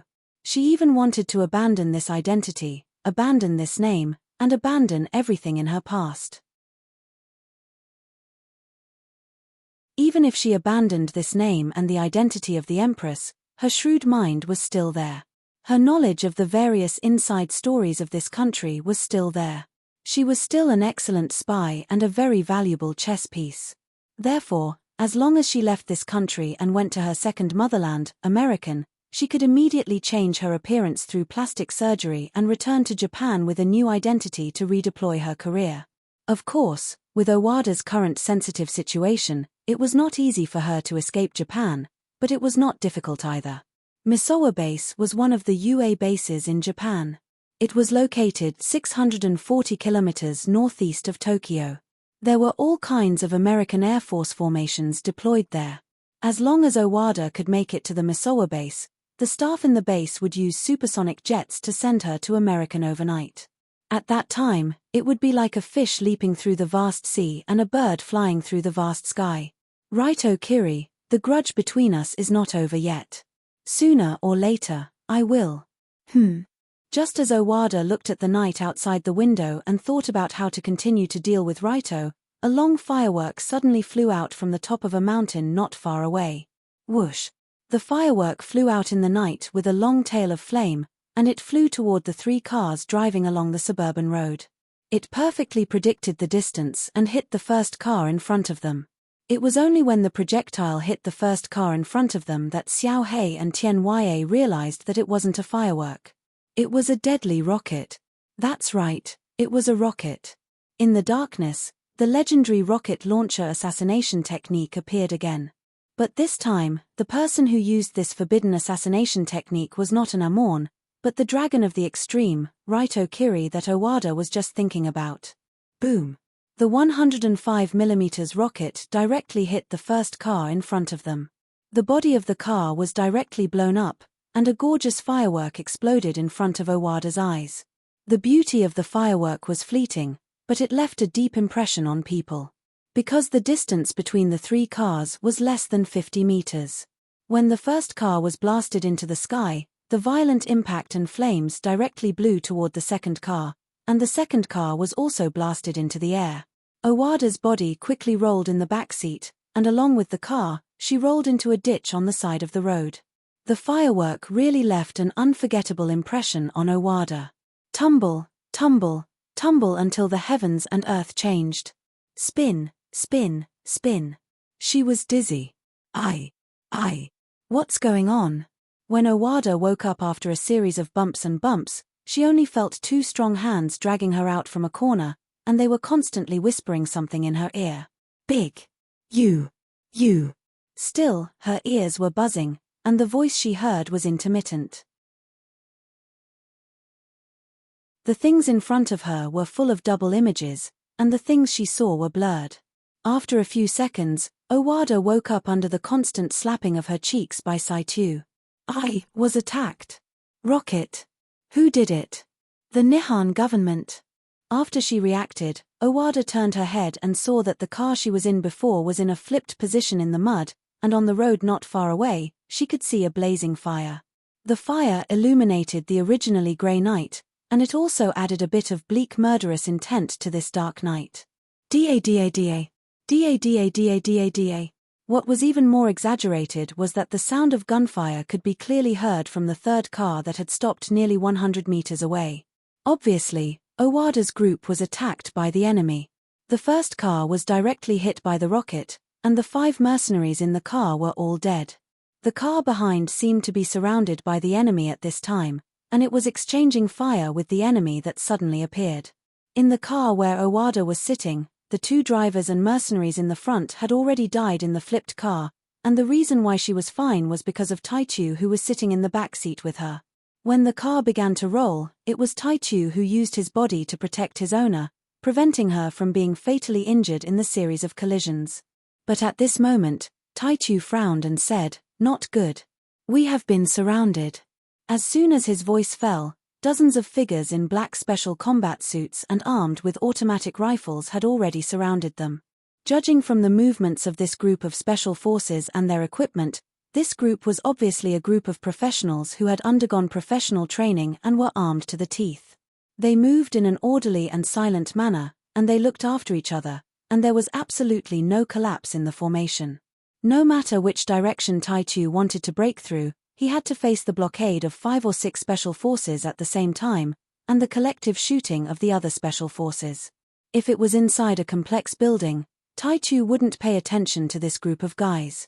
But in this open muddy ground, he didn't even have the chance to find cover, not to mention that he had a weak little Hatian Ya by his side. What should he do? Who is it? Who exactly were these Special Forces soldiers? Just as Xiao Hatian was gritting her teeth and thinking about who was playing tricks on her while thinking about how to escape, a figure carrying a huge rocket launcher walked over from behind the Special Forces. It was a handsome young man who looked to be at most 16 or 17 years old. He was wearing a handsome black suit, but the huge rocket launcher on his shoulder gave off a sense of tearing apart his attire and handsome appearance. After seeing the face that she would never forget in her dreams, Owada could only smile bitterly and said, "Tong Sheng. Righto, well done." That's right, it was naturally Righto. Other than him, who else could do such a thing? At this time, Righto was carrying the RPG-32 shoulder-fired individual anti-tank rocket launcher on his shoulder. This thing was as tall as a person, and the barrel was also astonishingly large. It was much more powerful than the individual portable rocket launcher used by the Amorn clan. After all, this new rocket launcher produced by Maro Kumar was used to bomb tanks, and it was no different from blowing up bubbles when it hit a car. This was one of the weapons that Righto asked Kai Yang to find, and it was very useful in using the rocket launcher assassination technique. Owada, Saitu. If you want to leave, you don't seem to have asked for my permission, right? Under the bright moonlight and the dazzling firelight, the overlord of Tokyo Kyoto showed a bloodthirsty smile. That smile in Owada's eyes. It was like the smile of a demon from hell.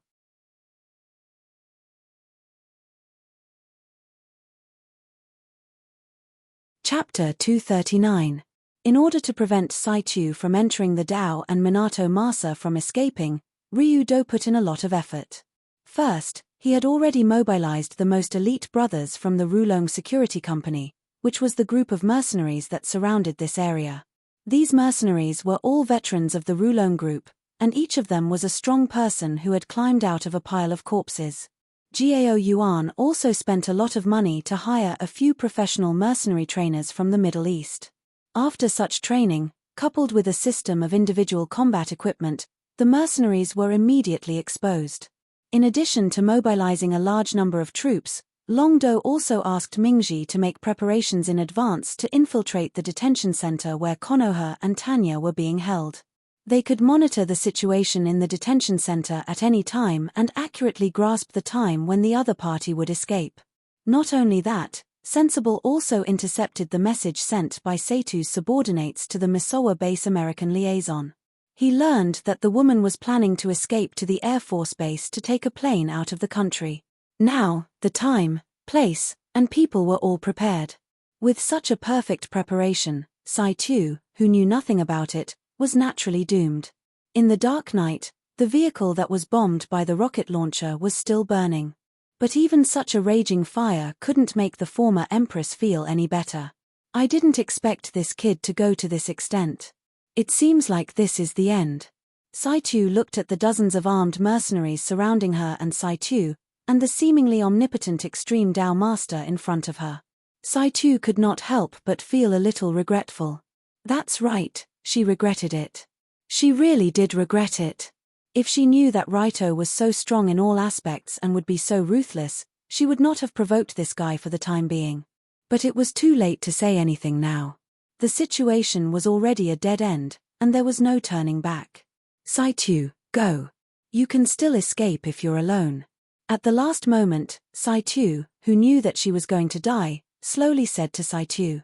With Righto's personality, there was no way he would let her go, and it was impossible for Saitu to escape with her.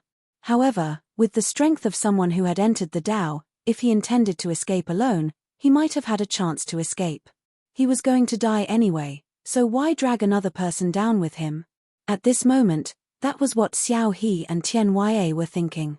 However, entering Dao frowned and said seriously, I'm sorry, but I can't run away in front of this brat. For those who had stepped into the Dao, the most unbearable thing was not being ambushed or killed, but being forced to flee in a sorry state by this stinky brat that they hated the most. If he had to flee pathetically in front of Righto, he would rather die in battle. At the very least, he would not die in such a cowardly manner. Well said. Even in the face of death, you are still so courageous.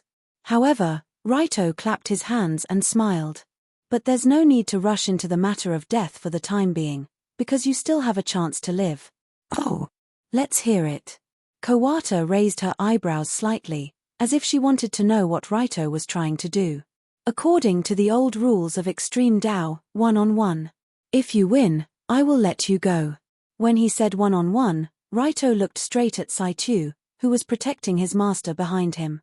His meaning was very obvious. This kind of good deal. The moment they heard Raito's words, both Kawata and Entering Dao were stunned because this condition was too generous.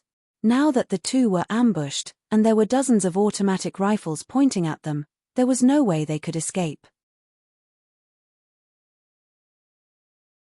Even if a martial arts grandmaster who had entered the Dao had unparalleled divine skills, he would still die after being shot by dozens of automatic rifles, even if he had the Vajra Qigong. However, Long Do, who had the absolute advantage, had said that he would fight a Dao-reaching realm cultivator one-on-one, and that he would let them go if he won. This was no longer a pie in the sky, it was a fucking Manchu Han imperial feast. It was very difficult to escape from dozens of fully armed mercenaries, but to win against Raito, it was obviously much easier. Are you serious? Entering Dao swallowed his saliva and asked in an incredulous tone. Don't worry, everyone here is my brothers. If I don't keep my word, will they be willing to follow me in the future? Raito reached out and slowly took off his suit jacket, and signaled the Rulong Security Company mercenaries around him to back away a little, leaving the area in the middle empty. From the looks of it, Long Do really intended to fight to the death with the Dao-accessing cultivator. He wanted to fight barehanded like a real man. After confirming that Raito was not joking, Entering Dao laughed.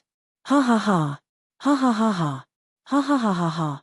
Even in such a situation, his laughter was still full of boldness and wildness, making his originally incomparably short figure appear even taller under the illumination of the fire. After laughing enough, Entering Dao took a deep breath and shouted, "Good. Very good. Very good." In just 6 words, each word was as loud as a bell.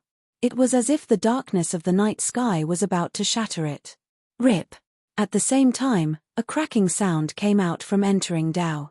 His body rapidly inflated like an inflated doll, and the clothes on his body that were originally close to his body were forcibly torn apart, turning into strips of cloth that scattered on the ground.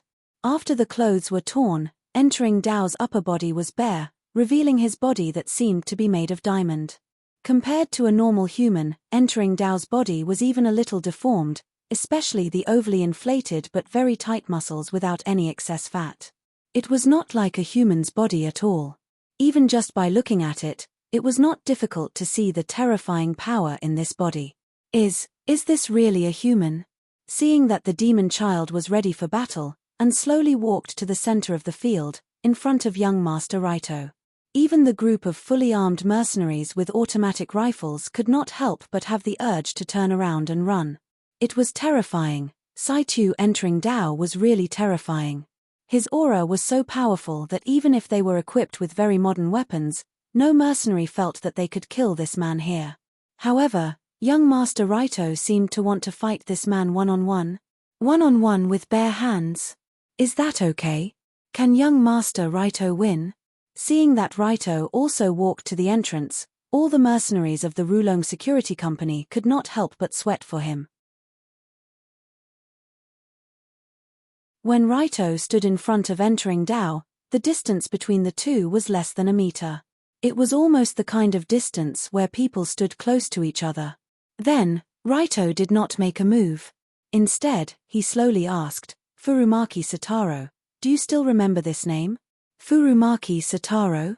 Entering Dao frowned slightly when he heard this. An old man with a goatee immediately appeared in his mind. He looked old but was very difficult to deal with when he entered battle mode. There is such a person. If I remember correctly, he should have been hit in the dantian by me. As a martial artist, his lifeline is broken. Page, he is my master. Master? Entering Dao was stunned at first, then he understood why Raito insisted on fighting him one-on-one. I see, you want to avenge your master? Why? Can't I? You can, but I'm afraid that you will walk the same path as your master, and your entire sect will be destroyed by my hand. At this point, Entering Dao's eyes flashed with a terrifying murderous light. Then, He made the first move at a speed that the human eye could not react to. He swung his right shoulder, and suddenly, his palm went straight through the enemy's chest. This palm seemed simple, but it was a real killer move. It contained the Vajrayana Mahamudra, a real martial art that could destroy gold and jade. Under normal circumstances, if this palm hit the chest, the victim would either die on the spot or suffer severe internal injuries. They would definitely not be able to fight anymore. However, under entering Dao's shocked gaze, Raito did not even dodge. He had forcefully used his own chest to take this palm strike. This brat. What was he thinking? Before the palm hit, entering Dao's mind was filled with 100 questions. However, after his palm hit Raito's chest, he understood that it was not that the young man did not dodge, but that he intended to take it head-on. Furumaki-style martial art, profound meaning of the body, hard clash. The moment the palm hit the chest, Raito took a deep breath and exhaled. The muscles all over his body seemed to have twisted into a rope with his chest as the core, gathering all the strength in the area that was hit. Hard, very hard, very hard. The moment the palm landed, entering Dao felt as if his hand was not hitting a living body of flesh and blood, but a thick steel shield that even bullets could not penetrate. Just as entering Dao's palm landed and felt that something was wrong, Raito's body trembled slightly. The surging hidden force was accompanied by a terrifying recoil force. Profound meaning of the body, hard clash, a counterattack skill that contracted part of the muscles at the moment of the enemy's attack, turning the point of impact into a shield to destroy the opponent's fist. Such a tough skill combined with Raito's hidden force, level 4 constitution, and mastery of copper skin and iron bones at 80% proficiency, the hardness of the skill was beyond human understanding. To exaggerate, if one wanted to penetrate Raito's chest with a normal submachine gun bullet, it would be asking for humiliation. At the very least, one would have to use armor-piercing bullets, which were specially used against armored vehicles. Boom! At the same time, the strong recoil force of hard clash was directly applied to entering Dao's wrist, almost breaking his entire wrist. Fortunately, at the last second before the palm hit, entering Dao still felt that something was wrong, so he retracted part of the force of his palm and was not shocked by this manly counterattack. Then, the demon child quickly flipped his body backward, spinning in the air like an acrobat, almost all of the recoil force of hard clash, and then landed steadily. However, such a hardcore battle was only the first round of the two's fight, nothing more.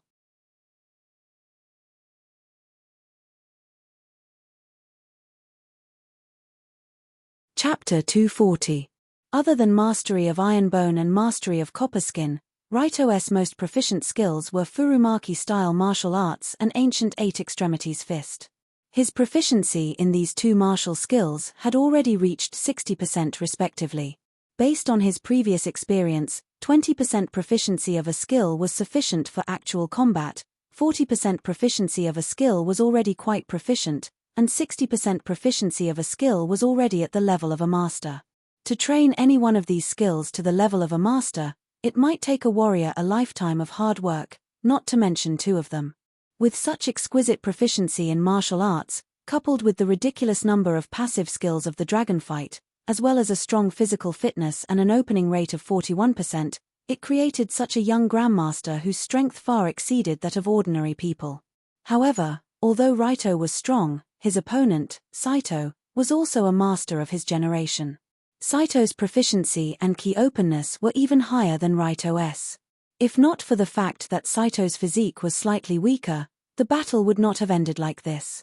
After being sent flying by Long Do's profound meaning of the body, hard clash, Dao accessing didn't feel any discomfort. Instead, after landing on the ground, his body flashed, and with his more agile movement, he quickly closed in on his enemy and launched another fierce attack. Bang! Bang! Bang! Bang! In less than 10 seconds, a series of sounds that did not sound like human bodies colliding violently rang out. The two of them had already exchanged more than 10 rounds under the watchful eyes of Kawata Masa and a group of mercenaries. Saito's hard body skill was amazing, and with his qigong, it could be said that he had the body of a diamond. Therefore, each of his attacks had a domineering momentum that could crush metal and stone. But even so, Raito used various methods to block each of Saito's fierce attacks. On the other hand, Raito would usually try to counterattack immediately after receiving an attack.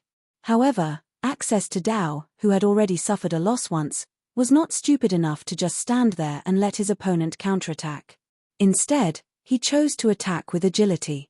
His figure flashed past Raito like a rubber ball with 4 limbs. Every time he flashed past, there would be a violent collision. Then, the distance between the two of them would increase rapidly, and they would continue to collide for the second, third, and fourth time. In the eyes of ordinary people, the two of them were exchanging blows at an extremely fast speed. It was so fast that they couldn't even see what was happening. It was even hard to imagine that this was actually a battle between 2 living humans. Due to the speed at which he entered the Dao-reaching realm, they felt as if Raito was not fighting with someone who had entered the Dao-reaching realm. Instead, he was playing with a huge yo-yo. Every time the yo-yo crashed into Raito with the force of wind and thunder. After being blocked by Raito, the yo-yo would quickly bounce off and then crash into him again. At least from a third party's point of view, this was the current situation. However, no matter how nimble the movements of entering the Dao were, Raito still needed time to adapt. I see it. Just as Dao-reaching realm's fingers were about to pierce his neck like a sharp spear, Raito suddenly swung his left hand upwards and grabbed Dao-reaching realm's wrist at a strange angle. This hand, I want it. Then, Raito's arm suddenly rotated, and hidden force burst forth. He was actually about to break Dao-reaching realm's wrist. A grab and a twist. This was the unique technique of the third martial art that Raito had mastered, the bone dislocation dragon entanglement hand. However, Dao-reaching realm, whose wrist was grabbed, was not afraid at all. His body suddenly turned in midair, and he nimbly flipped and turned in the direction that Raito was twisting his wrist. This time, the joint technique missed. Don't forget that Dao-reaching realm's Vajra's Vajra finger also had many superior grappling techniques. In this aspect, he was only better than Raito. Moreover, in terms of combat experience, the difference between the two of them was like heaven and earth. It was quite difficult to use joint techniques against Dao-reaching realm. For example, the last time when he entered the Dao in between the plum blossoms, his wrist and elbow were broken cleanly. It was mainly because he did not expect that this brat Long Do had such an exquisite grappling technique, so he was careless for a moment.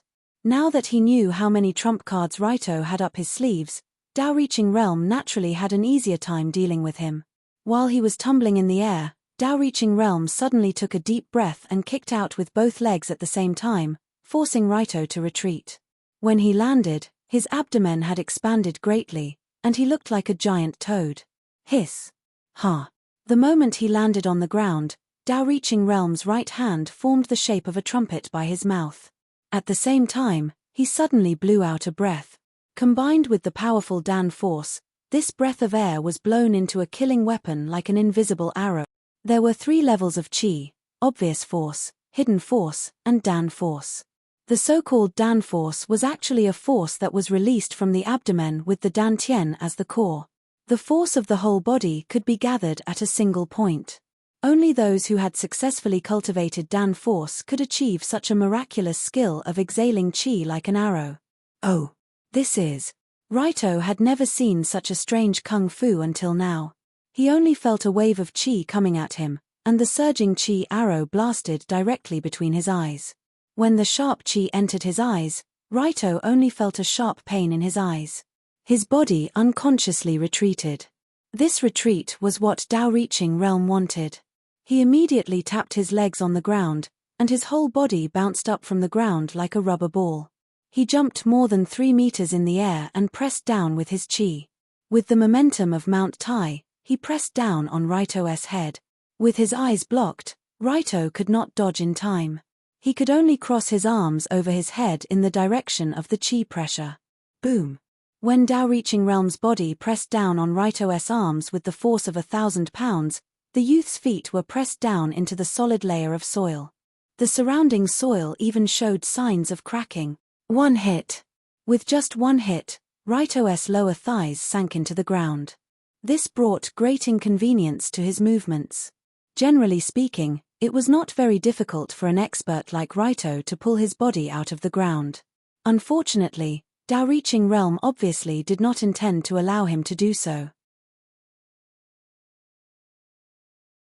After landing, Tao-reaching Realm continued to charge towards Raito with the force of a cannonball. His thick and powerful hands were like two meat grinders, madly urging palm strikes, diamond finger, and other killing moves to greet Raito's upper body. From this moment on, the strong sound of wind breaking could be heard clearly in the air. The sweeping wind pressure even made Cohesion, who was dozens of meters away, unable to stand steadily. Did he win? Did he take him down? There was no way he could fight back now, right? Seeing Tao-reaching Realm frantically attacking Raito, who was half buried in the ground, Cohesion nervously reached out and pinched the corner of her clothes. Her face was full of anticipation. Tao-reaching Realm's series of attacks, almost every strike was a fierce killing move. Palm shadows, finger shadows, and one after another explosions resounded through the night, making one's scalp tingle. Under the urging of Dan force, Tao-reaching Realm's strength seemed to be endless. After continuously attacking with over 100 palms, he still did not stop. He actually intended to beat Raito to death just like that. Even for Raito, who had an almost indestructible diamond body, this was a dangerous situation. His body was surrounded by palm shadows and finger shadows. Every palm was aimed at his Qianling acupoint, Taiyang acupoint, Shanting acupoint, and other vital points. Every finger wanted to poke a big hole in his throat or eye socket. The ferocity of the attacks made one feel like they were being sucked into a storm of death. Unknowingly, Raito had blocked and endured countless attacks. Although he relied on the copper skin and iron bone's dual mastery and the profound meaning of the body, hard block to offset most of the damage, the accumulated damage was not to be underestimated. As if he had taken too many hits, his right arm, which was always in front of him, unconsciously drooped down. A chance. Tao-reaching Realm saw this scene and was suddenly overjoyed. His left hand struck Raito's head with all his strength.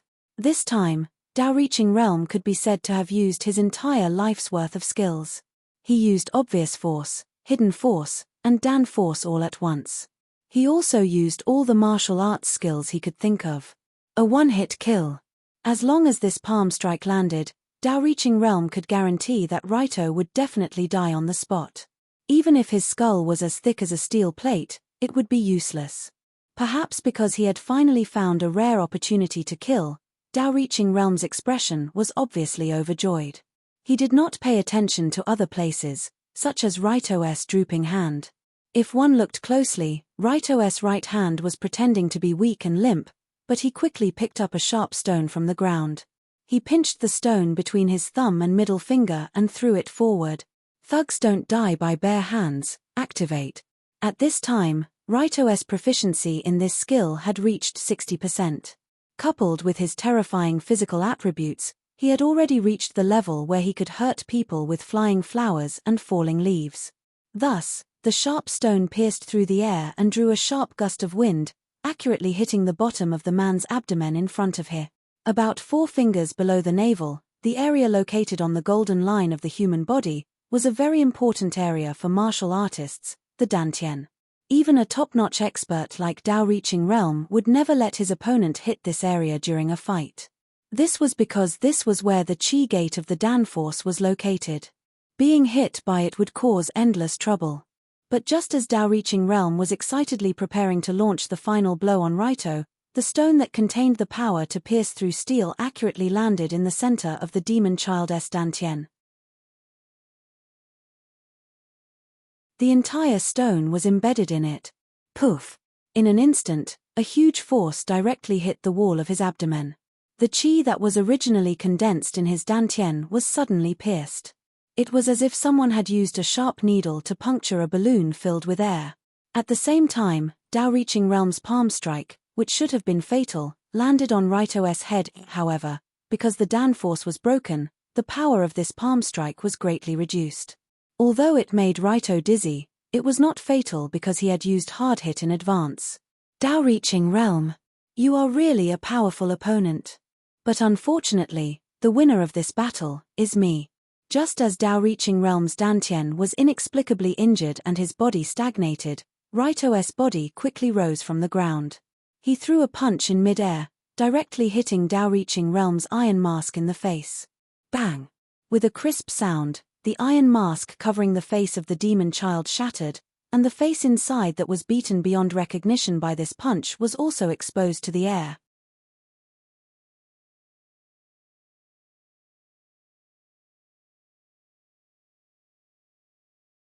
Chapter 241. This punch gathered all of Raito's strength.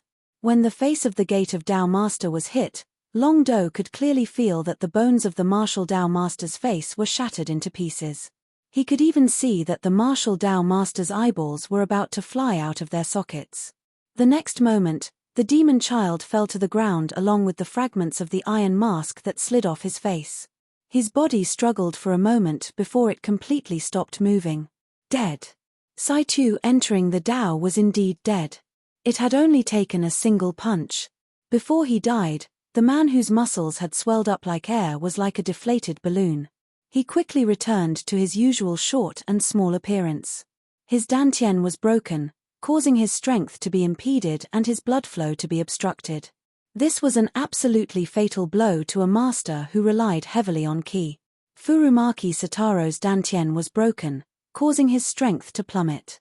If Saitu was at his peak state, he had 99 points of resistance, then when his dantian was broken and his strength quickly disappeared, he was left with less than 20 points. He was in an absolute state of weakness. When Raito punched him in the face in such a weakened state, the force naturally penetrated his cheeks and into his brain, shattering his brain on the spot. Hair. Just as Saitu was lying on the cold ground, looking up at the dark sky above, he seemed to let out a chuckle. Long Do would never know what this martial Dao Grandmaster was laughing about or what he was thinking about. There was no need for him to know. But in any case, he was now clear about one thing, and that was that he was the victor of this deathmatch. He won, he finally won. After confirming that Saitu took his last breath, Raito couldn't help but sit on the ground and let out a deep sigh of relief. From the moment the battle began, Long Do's nerves had been stretched taut from start to finish. After all, this was a deathmatch with the demon child. If he wasn't careful, he might be killed on the spot. It was truly a life and death battle. In particular, the key arrow in the middle really caught Raito off guard. Half of his body was pressed into the ground, and he almost died there. But fortunately, Raito boldly used the rogue does not die by bare hands to break Saitu's dantian. That was how he found the opportunity to turn defeat into victory. The battle between masters was like this. One wrong move, and the whole game was lost. Victory and defeat was often only a hair's breadth away. However, although Raito won, it wasn't easy for him. At this moment, when he relaxed, he felt that there was almost no part of his body that did not hurt, especially the part of his arm that had blocked a large number of attacks. It was bruised and swollen, which was extremely terrible. But no matter what, the winner was still the winner. When Raito slowly stood up, the group of Rulong Security Company mercenaries around him also cheered. Win! Win! Boss won! Ha ha ha ha ha! Boss is mighty! Boss is majestic! Boss is so fierce! He really killed the old monster single-handedly. For a time, the group of mercenaries with automatic rifles in their hands began to cheer enthusiastically. The wilderness next to the road was full of lively air. It had to be said that after the battle just now, compared to Long Do, this group of brothers from Rulong Security Company were actually more nervous. Especially during the period when Raito was suppressed by Saitu, this group of mercenaries couldn't wait to shoot the old monster directly in the back. But considering that doing so would actually discredit their boss, they could only obediently put away their guns and continue to watch in fear. However, the rule of this world was that if some people were happy, others would be sad. While the mercenaries here were shouting "Boss is mighty," the woman who was pointed at with a gun had long been scared pale and scared out of her wits. No! No way! Did he really lose to Saitu? Originally, when she knew that Raito was going to fight Saitu one-on-one, Kawata Ya had been secretly happy and thought that she would be able to survive this disaster. But when Saichu fell to the ground and turned into a cold corpse, the last hope of the former queen also disappeared. Especially when she saw Raito's figure slowly walking over, Kawata Ya couldn't help but tremble. The most terrible thing in this world was not falling into despair, but getting hope after falling into despair, and then falling into despair again. Since you're a lady, you can end it yourself. Raito came in front of the former queen, took a pistol from a mercenary next to him and threw it over. Kawata Ya picked up the black pistol with trepidation. It was not the first time she touched a gun in her life, but it was the first time she felt that such a pistol was so heavy. She slowly pointed the muzzle of the pistol at her head, but her finger couldn't pull the trigger. It was as if the small trigger had 1,000 pounds of force. No, I can't die. How can I die here? If I think about it carefully, Raito won't gain anything by killing me, right? If I move him emotionally and add in some temptations of benefits, perhaps he will let me live. For Kawata Ya, since she had been American's dog for so long, she didn't mind continuing to be someone else's dog, even if it was a 16-year-old boy's dog, as long as she could live. In this atmosphere of incomparable despair, Kawata Ya, who was kneeling on the ground, couldn't help but look up at Raito and begged, "Raito-kun, if you are willing to let me go, I promise, catcher." But just when the former queen wanted to fight for the last time, she found that her vision suddenly tilted 90 degrees, and at the same time, she heard the crisp sound of the neck breaking. Plop! Under the dark night, Kawata Ya's lifeless body fell to the ground. She didn't even realize how she died before she died. I gave you the last dignity, but you don't want it. Then I can only help you. After twisting the woman's neck, Raito stretched slightly and glanced at Kawata Ya as if he was looking at an idiot. In this way, as the two main targets were dealt with, the ambush on the outskirts of Yoto tonight also came to an end. Next, this group of mercenaries from the Rulong Security Company would quickly dispose of the 3 cars, as well as the bodies of the group of people including Saichu and Kawata Ya, and clean up the scene as if nothing had happened. However, these things had nothing to do with Raito. He had already sat in his exclusive car, and under the direction of Narukai Otoni, he drove in the direction of Yoto City Circle. That night, the Martial Dao Grandmaster and the Empress of a generation disappeared from the world one after another. Not many people knew how they disappeared. However, just as the group of mercenaries was disposing of the cars in that area and preparing to sink the bodies inside with the cars to the bottom of the nearby river, a pair of eyes that were still sharp like an eagle in the night were watching their movements. It was a boy who looked at most 17 or 18 years old, but his body was as thin as 13 or 14 years old. After observing the situation here, the figure wearing a black tight suit, like a living ghost, unknowingly disappeared from where he was. No one knew when he came, and no one knew when he left. However, not long after, in the study room on the top floor of the unrestrained Sky Tower, a giant building located on the artificial island in the middle of Yoto Bay, this ghost-like figure knelt on the gorgeous carpet that was sprayed in a mess by someone.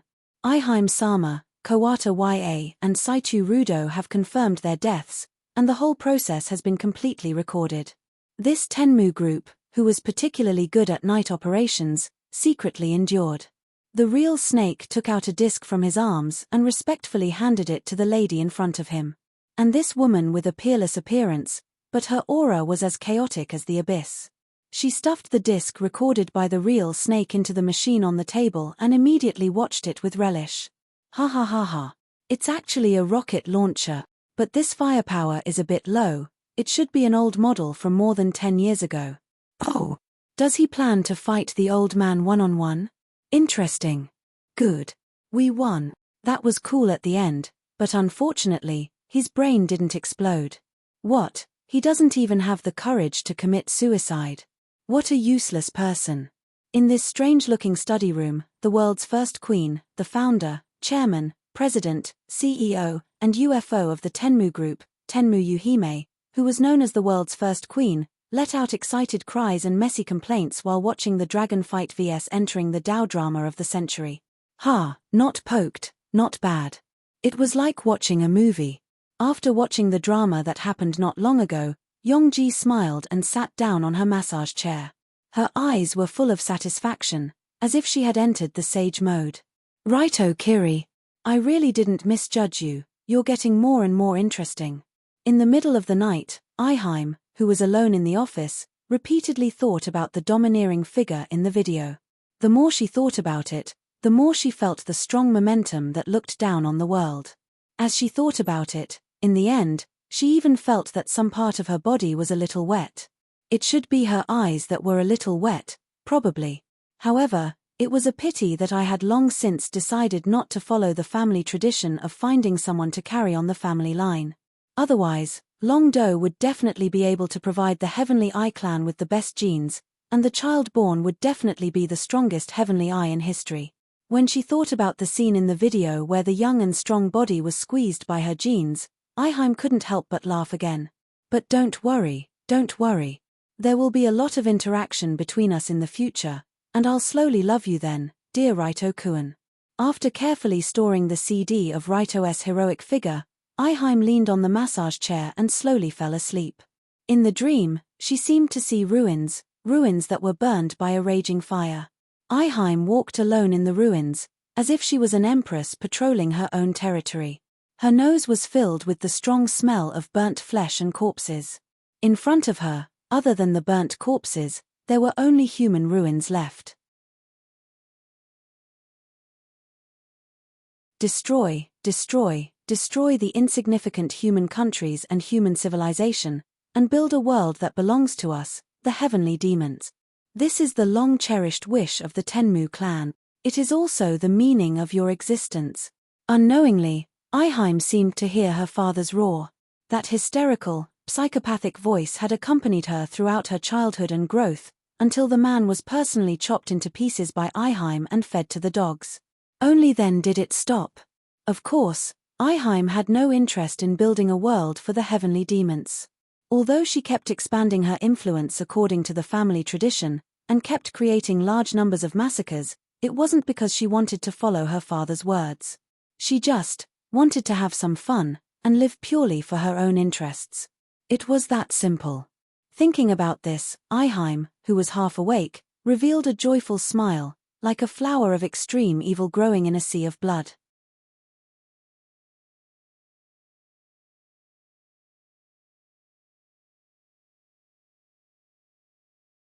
Chapter 242. Unknowingly, spring had gradually come to an end. The summer sun gradually shone on the earth, making people feel a blazing sense of youth. Why did he say that it was the heat of youth? Because although summer was hot, for boys in puberty, it was a good season to feast their eyes. Summer had arrived. The girls of Dori No. 1 High School had also changed out of their slightly stuffy long-sleeved school uniforms into more refreshing short-sleeved ones. The length of their skirts had also been significantly reduced. Nice. There shouldn't be any boys who didn't care about the girls' underwear that was faintly discernible under the thin summer uniform. Especially the texture of the clothes sticking to the skin after sweating, it was simply irresistible. Oh, and the scenery under the short skirt. Who could resist the beautiful posture of a pair of straight and slender legs swinging while walking? If there is, then stand out, bastard. There were also the ankles, the armpits, the back of the neck, and the collarbone. When summer was mentioned, there were too many things to talk about. It would take 3 days and 3 nights to talk about all of them. What? What did this have to do with summer? What a joke, these were the things that boys in puberty liked the most. What? You said that boys in puberty weren't the same as perverts. What a joke, what's the difference? What's wrong with boys being perverts? But in reality, at least for Raito, these two words didn't seem to have any difference. This was because early in the morning, there was a young girl in front of him who was drenched in sweat. Her hair was sticky and stuck to her slender white neck, and she was constantly gasping for breath. The location was the bamboo forest outside Raito's bedroom. Early summer was the time when the bamboo was dense. Pieces of green bamboo leaves swayed with the wind. But even so, it was difficult to hide the two figures in the middle of the bamboo forest. Are you done? I'm almost done. At this moment, the two hands were tightly clasped together, and the girl with white hair couldn't help but ask the person behind her. It's about time. Hold on a little longer. This position is more difficult, but it will be comfortable after you get used to it. Raito, who was standing behind, held the girl's hand from behind while comforting her. Ua! Ua! Ah! After what seemed like a century to the young girl, Raito's movements finally stopped, and the young girl fell to the ground weakly, gasping for breath. Why is this release of chi so tiring? It's even more tiring than usual. After taking a few deep breaths, the white-haired girl Downia finally caught her breath. At the same time, she felt hot and sticky all over, as if she had just finished soaking in a hot spring. That's right. The reason why Downia was in the headquarters of the Rulong group early in the morning and stayed in the bamboo forest with Raito was that they were going through the opening of Ki. According to Old Master Furumaki, the easiest way to open up Chi was to directly stimulate all the acupoints in the body. Previously, Raito had been taught how to do it by Old Master Furumaki after being electrocuted. Naturally, when Downia learned about the magical power of Ki, she also asked Raito to help her open up. Seeing that she had a delicate body, Raito didn't choose to use acupuncture and electricity to stimulate the girl. Instead, he used his own ki to open up all the acupoints in Downia's body to help her open up chi. Therefore, early in the morning, Raito reached out to hold Downia's hand, and let her maintain a posture that was similar to bending over, with her back leaning against his body, so that the hidden force could smoothly spread throughout the girl's body. So, that's what happened just now. Did anyone think the wrong thing? No way. Call the police. Tired? What's this bit of tiredness? I'm the one who's tired. If I knew earlier, I would have directly electrocuted you, and also electrocuted your hair. I don't want to. My hair is so straight, if it's bent, you'll pay for it. Then don't be so long-winded, quickly go take a shower and change your clothes, and prepare to go to school.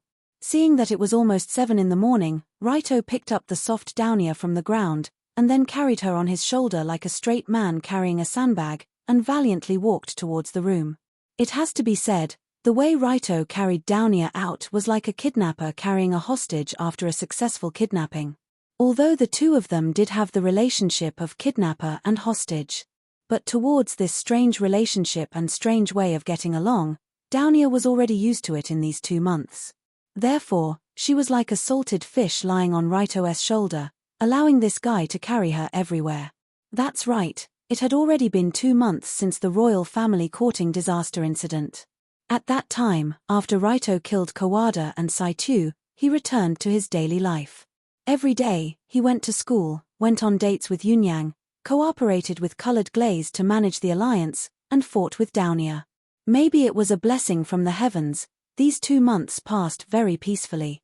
There were no crazy people causing trouble, and everything was in a state of steady development. And during this time, the relationship between Raito and Downia also developed by leaps and bounds. But compared to the relationship with Yunyang and Colored Glaze, the relationship between these two seemed like the worst friend? Perhaps it was because Downia was falling more and more into the bottomless abyss of fighting craze. She came to find Raito more often than Colored Glaze and Yunyang combined. Almost every day at around 5 or 6 o'clock in the morning, Miss Saitu would wear sportswear and run from her home to the Rulong Group headquarters, then rush into Raito's room to wake him up from the bed.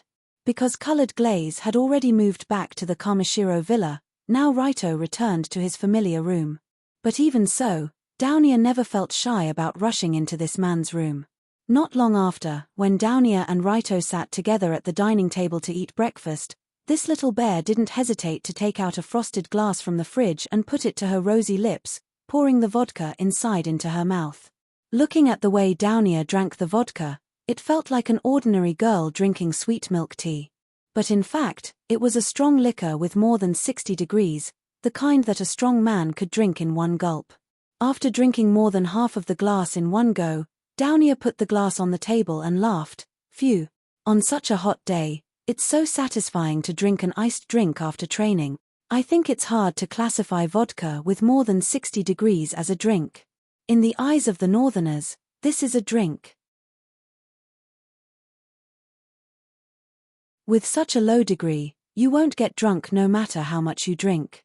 After finishing the vodka that was only slightly over 60 degrees, Downia picked up the knife and fork to enjoy the Russian pancakes on the plate. These pancakes were Downia's favorite breakfast. She even proudly said, "There's no bear who doesn't love pancakes." But pancakes made of flour, eggs, and milk with sour cream and fruits on top, it was indeed hard to dislike such delicious food. But no matter how much she liked it, Downia ate a little too much. After finishing the 16th plate of pancakes, she burped ungracefully, a white sticky cream foam still remaining at the corner of her mouth. Phew! This girl is really something. Raito couldn't help but pick up a tissue from the side. He held Downia's little face with one hand and wiped the cream foam at the corner of her mouth with the other. Such an intimate action usually only happened between family members or lovers. But at this moment, the two of them were doing it very naturally, making it hard to tell what the relationship between the two was. That's right, what was the relationship between Raito and Downia? They usually hung out together when they had nothing to do, either practicing martial arts or chatting. Downia often came over to eat, drink, and stay at his place, so much so that the chef at the Rulon Group headquarters even learned a bunch of bear dishes just to cook for her. If the two of them were both men, then they would definitely be bad friends and best friends. But since they were a man and a woman, it was hard to fathom their strange relationship. But when Raito and Downia took the car to Dooley First High early in the morning, he felt that this strange relationship was actually quite good. After all, compared to Yunyang and colored glaze, Downia's personality was more boorish and tomboyish. When he was with her, he didn't have to think about anything. He could say whatever he wanted, do whatever he wanted. Even if they went crazy together, it wouldn't feel out of place. This feeling of being with a bad friend was something that couldn't be found when he was with the two beauties. For example, if Raito suddenly hugged Yunyang and colored glaze from behind, the former would turn pale with fright and the latter would turn around and get angry. But if the person being hugged from behind was Downia, she would take the opportunity to clamp Raito's neck with her arms, give him a common clip-on in professional wrestling, and then let out a tasteless laugh. How to put it, this way of getting along really made Raito feel very relaxed. The most important thing was that Downia was a white-haired beauty who looked more beautiful than a doll. That was simply awesome. In this way, the two drove to Dooley First High as usual. On the way, Downia casually asked, "By the way, it seems that the opening of Tokyo Big Body Raising Festival is in a week. Have you participated in it last time?" Tokyo Big Body Raising Festival. What is it again?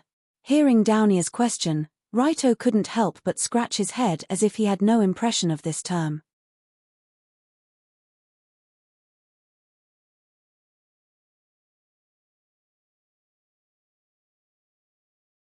Chapter 243.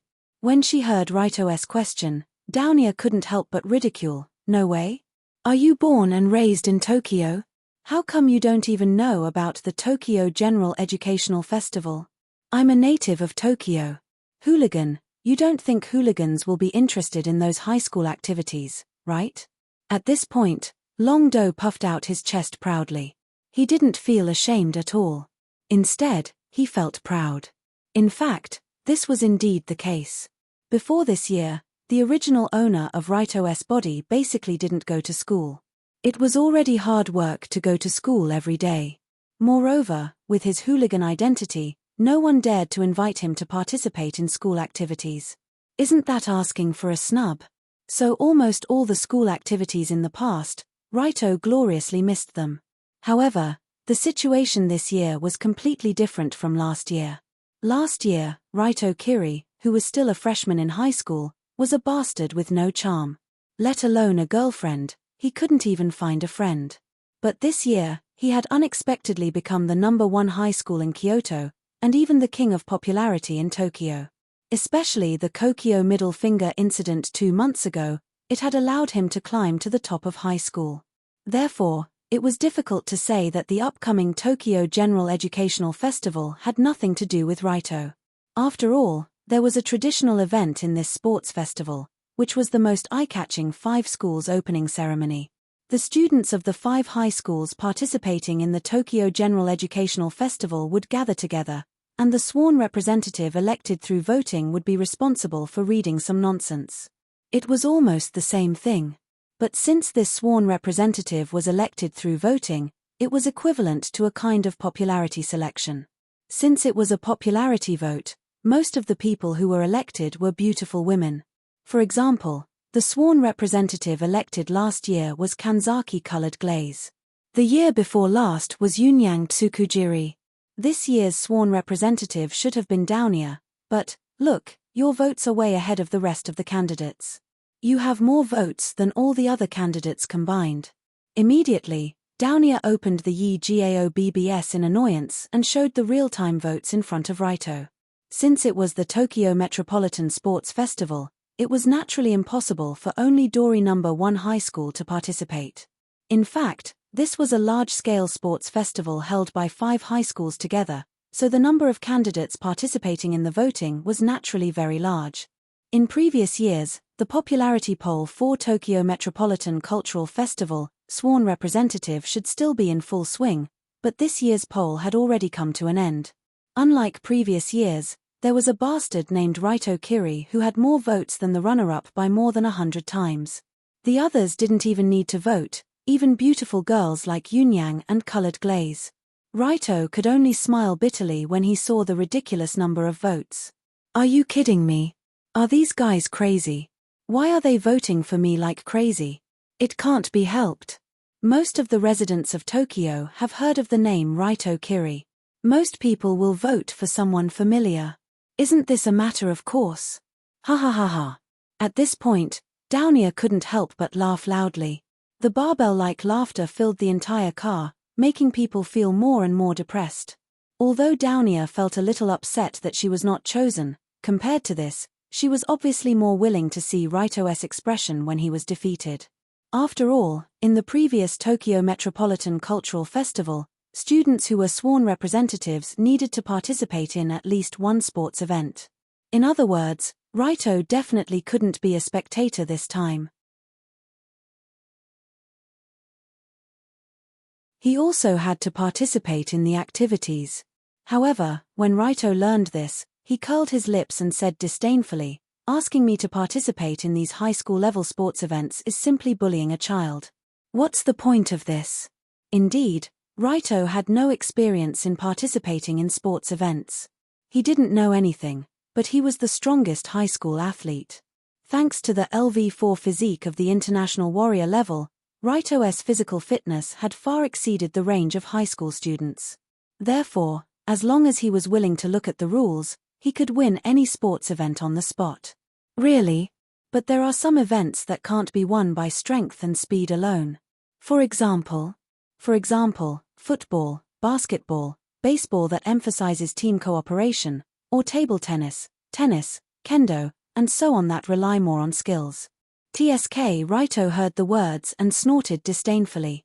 He smiled and said, "As long as I am willing to participate in these events you mentioned, the championships are all mine. None of them can run away." Really? Then how about a bet? After hearing this sentence, Downier's eyes lit up and proposed a bet again. During this period of time, the two of them had also made some childish bets while playing around. For example, they bet on who could run faster, and the loser would have to give the winner a massage or something like that.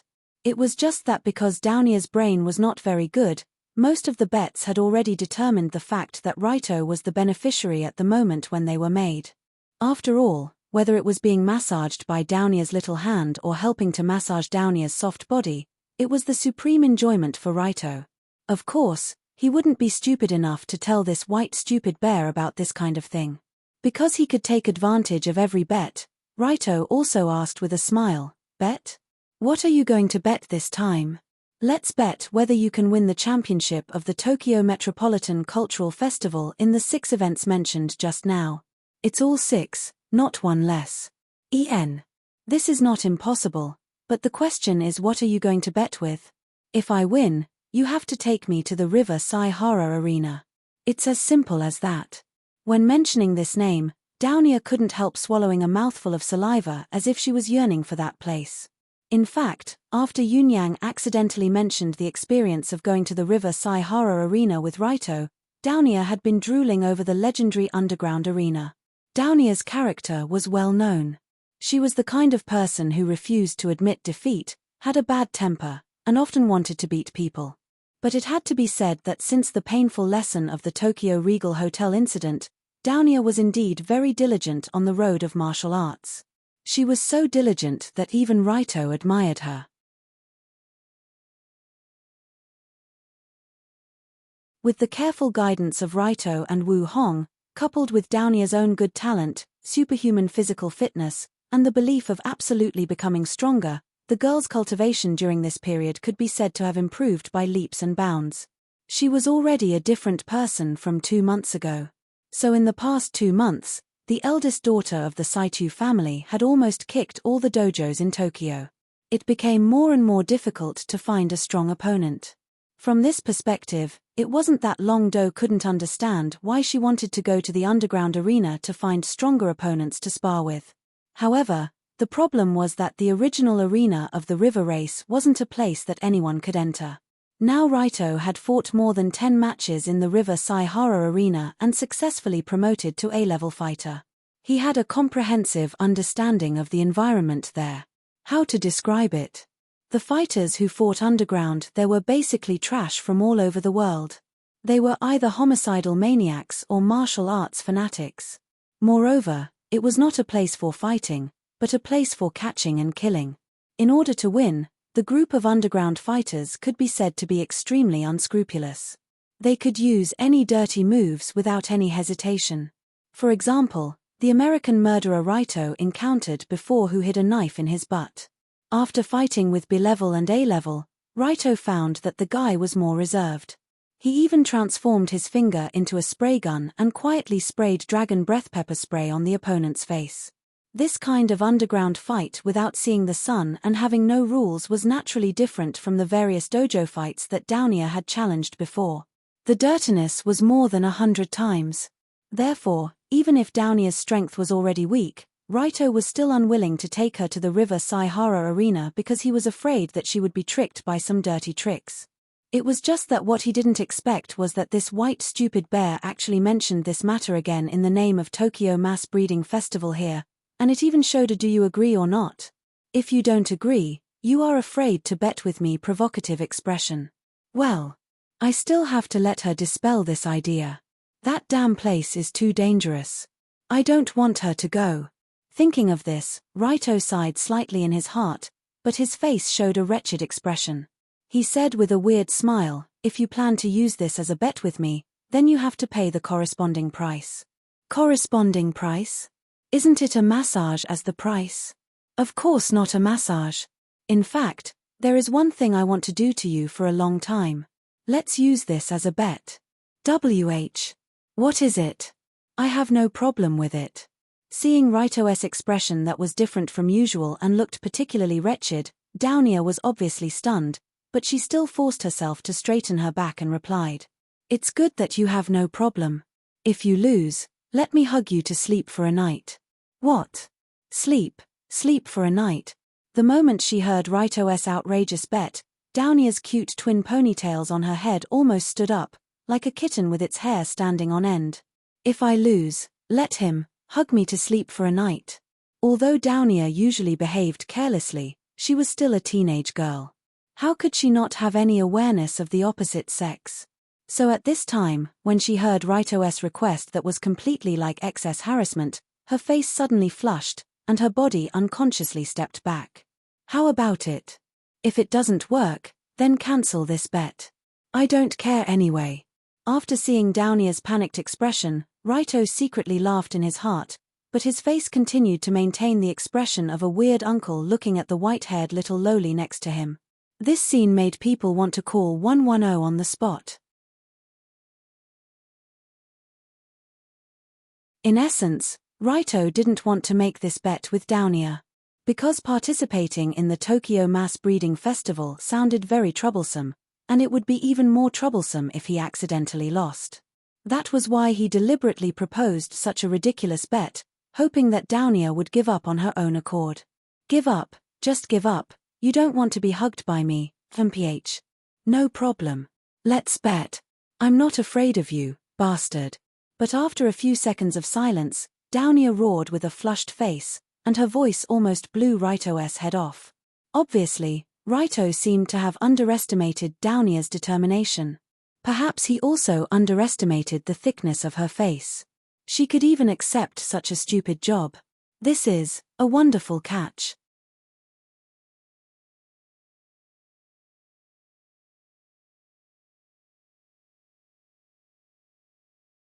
Chapter 244. Raito wasn't wrong. He really wanted to hug Downia to sleep. It was just that this kind of sleep was not the kind of sleep. It was a pure sleep where one would hug someone as a pillow and not do anything messy. The reason why he had this idea was because Downia's body really suited Raito's taste. After all, this Northland bear was very cute. Her skin was white and her body was slender. She was as delicate as a living doll. On the other hand, her body was much stronger than ordinary people. No matter how much force he used, there wouldn't be any problems. This kind of strong body was really what Raito liked. No matter how much force he used, she wouldn't cry out in pain. Of course, it was just the kind of force that he wanted to use to rub her like a large pillow. There was no other meaning. However, Raito didn't think that Downia would really agree to this bet. At first, he only wanted to scare the girl away to prevent more trouble. It's decided then. This time's Tokyo Mass Raising Festival will be the time for us to decide the winner.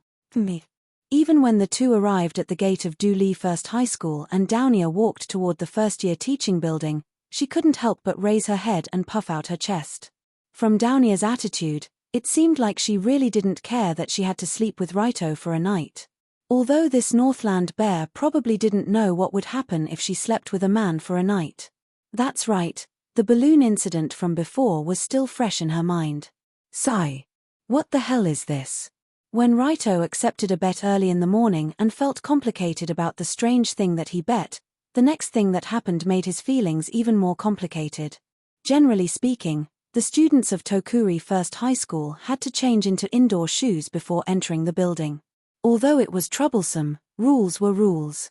So Raito went to his shoe cabinet as usual and reached out to open it.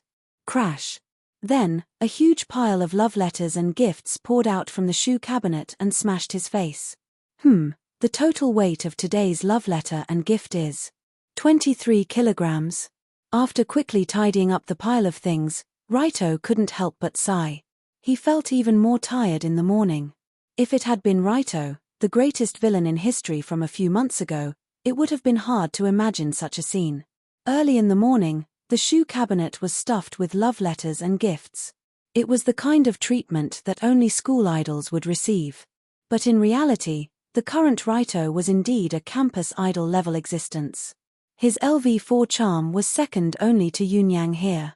Moreover, there were many amazing things that had been revealed, so it wasn't too far-fetched for many students to take a fancy to him. Raito was actually a little happy about this situation. After all, no one would really hate a shoe cabinet full of love letters and gifts. Of course, if there weren't so many male students who sent him love letters and gifts, it would be better. Damn it. Cursing under his breath, Longdo picked out the love letter with the words Longdo-kun, I want to fence with you on the cover, and threw it into the trash can. Then, he packed up the rest of the love letters and gifts and put them back in the shoe cabinet. He planned to take them with him after school. Ring ring ring ring ring, but just as he was about to go to the classroom, his phone suddenly vibrated.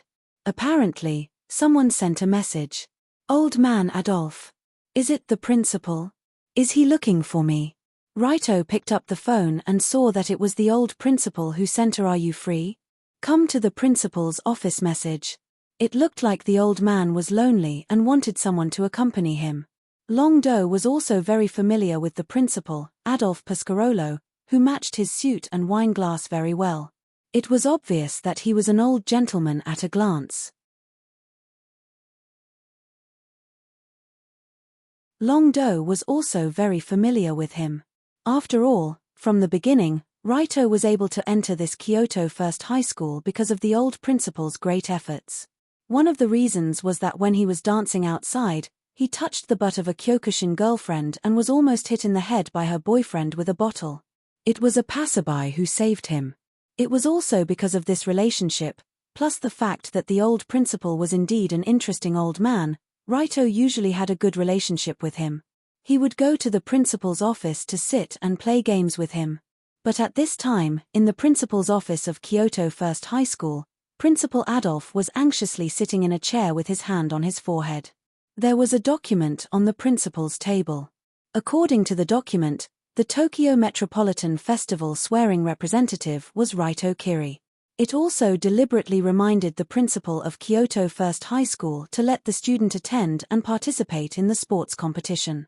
In fact, since a long time ago, this so-called Tokyo Metropolitan Education Festival was a competition between 5 of the more famous universities in Tokyo in order to attract outstanding students. Therefore, every time the Tokyo Metropolitan Festival opened, it was tantamount to a war for Adolf, a war that could not be lost.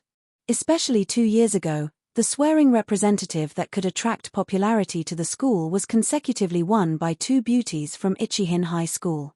While this brought a lot of popularity to Ichihin High School, it also attracted the jealousy of the other 4 high schools. Jealousy made people unrecognizable, especially between old men.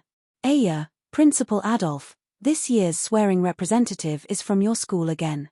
It's really glorious. Isn't it? And it's a Kyokushin young master, haha. Oh right, here's a big shot. Will he come to participate in the Tokyo Metropolitan Festival? If he doesn't show up, how will Ichihin High School get off the stage? How is that possible? Principal Adolf will definitely deal with that Kyokushin young master, right? Just last night, at the banquet where the principals of the 5 high schools gathered together, the other 4 principals made all kinds of sarcasm and ridicule to Adolf about Raito, as if they were sure that the Kyokushin young master would not participate in this kind of high school level competition. But from an objective point of view, what they said was not completely unreasonable. After all, last year when Raito was in the Tokyo Metropolitan Festival, he chose to run away directly. He ran to the street and beat up by Chinga. Adolf knew this very well, and he knew that the Kyokushin young master was indeed not interested in this kind of activity. Thinking of this, Adolf almost didn't sleep last night. He had been thinking about how to persuade Raito.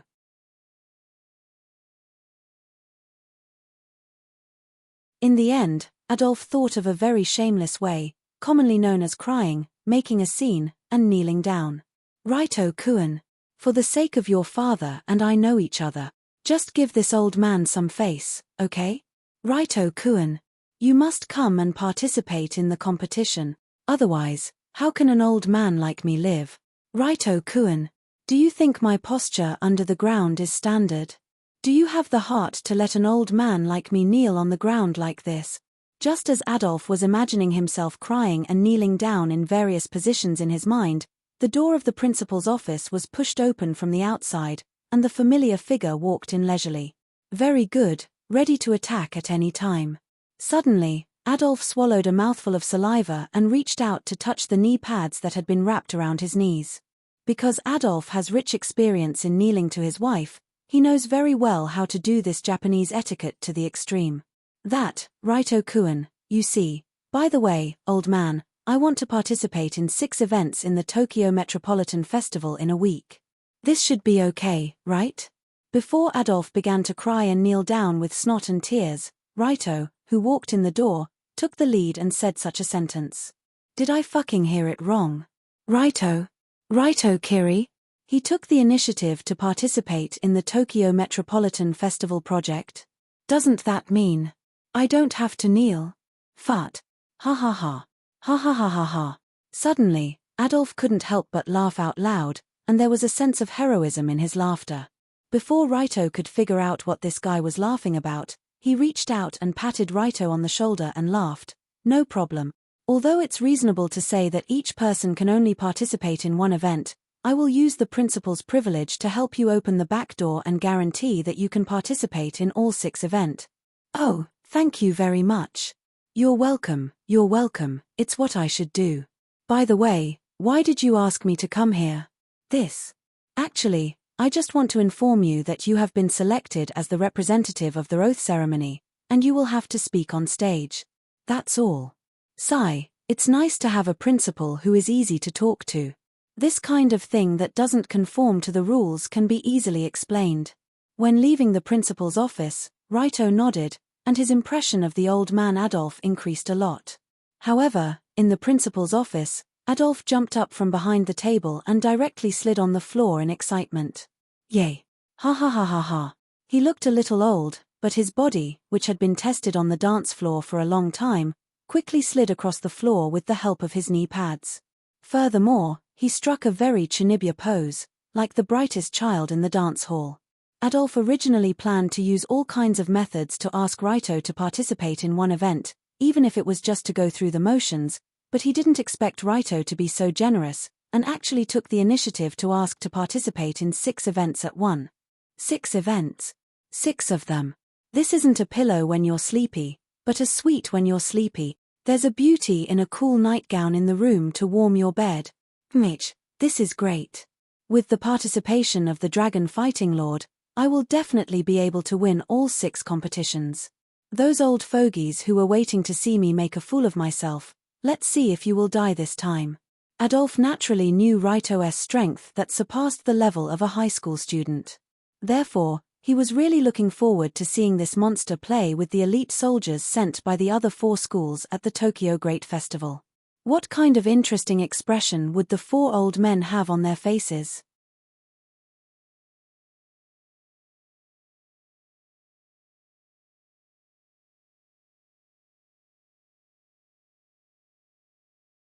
Chapter 245. In the eyes of ordinary people, the Tokyo Metropolitan Cultural Festival was just an ordinary sports meet for high school students. However, for the 5 participating high schools, this sports meet was an earth-shattering battle. Nobody knew when it started, but this sports meet had become a battlefield for the 5 high schools to compete with each other.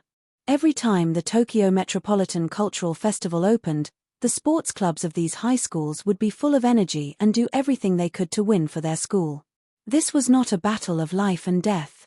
However, it was a battle that involved the dignity of the school. Battle. Battle. Battle. Constant battle. The winner was king, the loser was the bandit. The winning high school would hold their heads high and walk with pride for the next year. The losing high school would be dejected and cowardly for the next year. Under the leadership of this evil trend, the Tokyo Metropolitan Cultural Festival became more and more exaggerated every year. In order to win, the group of high schools became more and more unscrupulous. Dori No. 2 High School was a high school with a long tradition in the sport of football. On the football field that was a week away from the Tokyo Metropolitan Cultural Festival, a handsome high school student was running with the ball. He suddenly picked up the ball, jumped up, and swept out a golden hook that was at the professional level. He directly kicked the football from a distance of tens of meters into the goal. Well done, student Yi. This will be your last high school competition before you go to Brazil to participate in the professional competition. Leave your legend behind.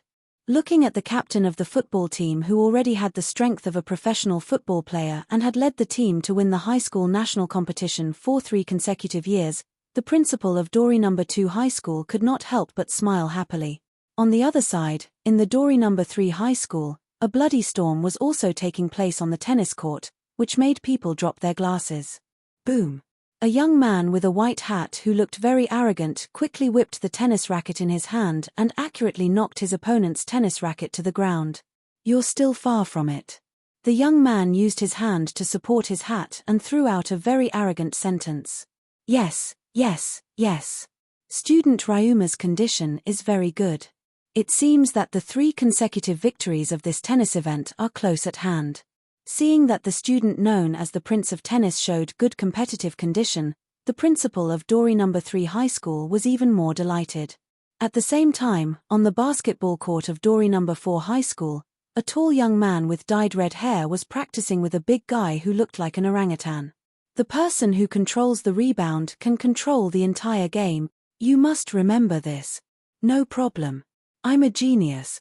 The practice on the basketball court was in full swing, and a chubby coach standing next to the basketball court was nodding silently. As for the principal of Dori 4th High School, he had already run to the tavern to drink and celebrate. In the end, Two swordsmen wearing full protective kendo gear were confronting each other in the dojo of Juri-Diwu High School. Student Yaguyuma, bring it on. I won't lose. With a confident response, the two swordsmen holding bamboo swords quickly began a fierce battle. However, if one was a fan of kendo, it was not difficult to find that the swordsman on the left was actually the most famous professional kendo athlete in Japan. His sword was like the wind, and his movements were agile. At first glance, it was obvious that he was not a high school swordsman. However, student Yaguma, who was fighting with this professional kendo athlete, was even more amazing.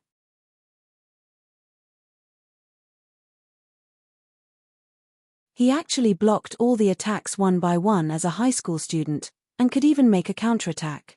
Very good. With student Yaguma's condition, the kendo event of Tokyo Metropolitan Sports Festival will definitely be won. Russell. Seeing the fierce battle on the court, the principal of Dori No. 5 High School held a paper fan in his hand and waved it slowly with satisfaction.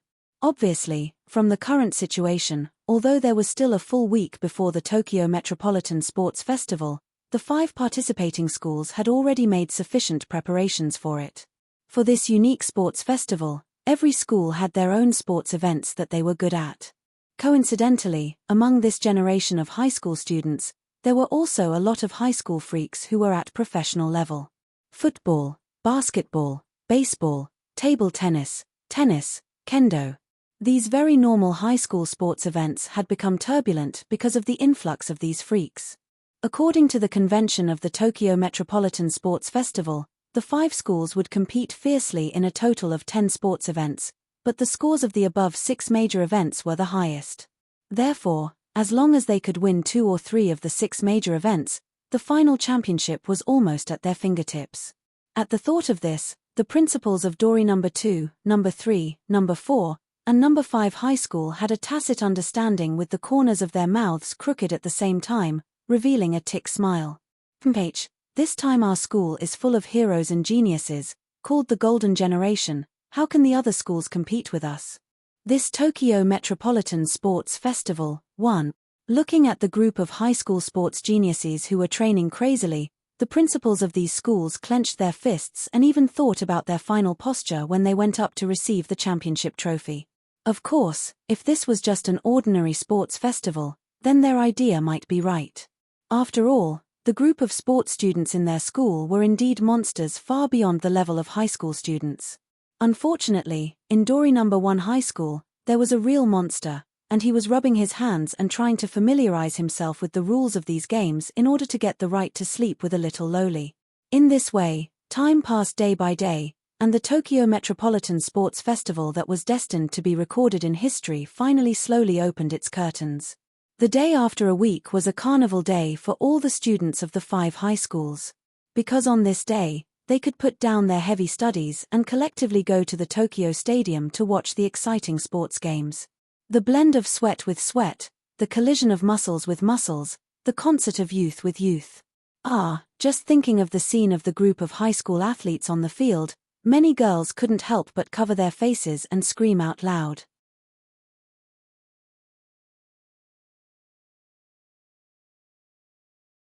In this case, early in the morning, the entrance of the Tokyo Stadium was already crowded with young people in school uniforms, and under the arrangement of the teachers, they rushed inside noisily. The Tokyo Stadium, located in the Shibuya district of Tokyo, Japan, was one of the most famous sports venues in Tokyo. It was once used to host Olympic-level competitions. Such a huge venue was actually used to host a high school sports event, which was somewhat exaggerated. But considering that the stadium that could accommodate 10,000 people was already full in the early morning, it was enough to see the status of this Tokyo Metropolitan Sports Festival. Young people, full of vigor, naturally liked this kind of intense activity very much. However, for the 5 college principals sitting in the VIP stands, they seemed to be much more enthusiastic about this sports festival than the group of hot-blooded young people. Looking carefully, in the VIP stands, 5 seats were lined up in a row, and the principals from the 5 schools sat on them one by one. It was quite like the 5 elder stars patrolling the battlefield. At this moment, the athlete teams of the 5 schools had also appeared from 5 different entrances, holding flags and walking to the field in the middle of the stadium. Hundreds of young athletes walked together valiantly, and this scene caused the group of students in the stands to scream and cheer again. However, in this huge square formation of students, there was a guy with dyed yellow hair who looked particularly conspicuous, obviously giving people the feeling that he was a crane in a flock of chickens. Adolf, I didn't expect you to actually invite Raito Kiri, you are really amazing. Looking at the yellow-haired young master walking toward the oath stage, the principal of another school couldn't help but congratulate Adolf in a sarcastic tone. Exactly, it seems that Raito Kiri is not as unruly as the rumors say. By the way, he is also going to participate in the competition. Which competition is he going to participate in? After all, he is from JID, it should be good for him to participate in the kendo competition. Although he is definitely not as good as our classmate Yaju, his ancestors were in the kendo industry, ha ha ha. In the VIP stands, the principals chatted because of the appearance of Raito, looking like a group of old men buying vegetables at the market. However, Adolf, who was the center of the conversation, just smiled and didn't intend to argue with this group of stupid principals at all. Because he knew very well that from the moment Raito was willing to step on the field, this Tokyo Metropolitan Sports Festival had already changed. This was no longer a competition. Instead, it was a one-sided trampling. At the same time, Raito, as the oath representative, also walked to the oath stage under the invitation of the MC and bathed in the eyes of tens of thousands of students. Tong Sheng, please represent the 5 schools to take the oath of this Tokyo Metropolitan Sports Festival. Although the MC felt a little numb when he saw the legendary leader of JID, the professional MC still handed the microphone to Raito with a smile. Generally speaking, this oath ceremony was actually a very formal event. It was nothing more than saying a few words, swear that all contestants will follow the spirit of sports. However, after Raito picked up the microphone, he grinned, coughed twice, and said the following oath speech that was enough to be recorded in history. Dear audience, and the contestants who are coming to win the runner-up, good morning. When he said the words win the runner-up, Raito's tone showed an arrogant tone of I'm not targeting anyone, I'm saying that everyone here is trash.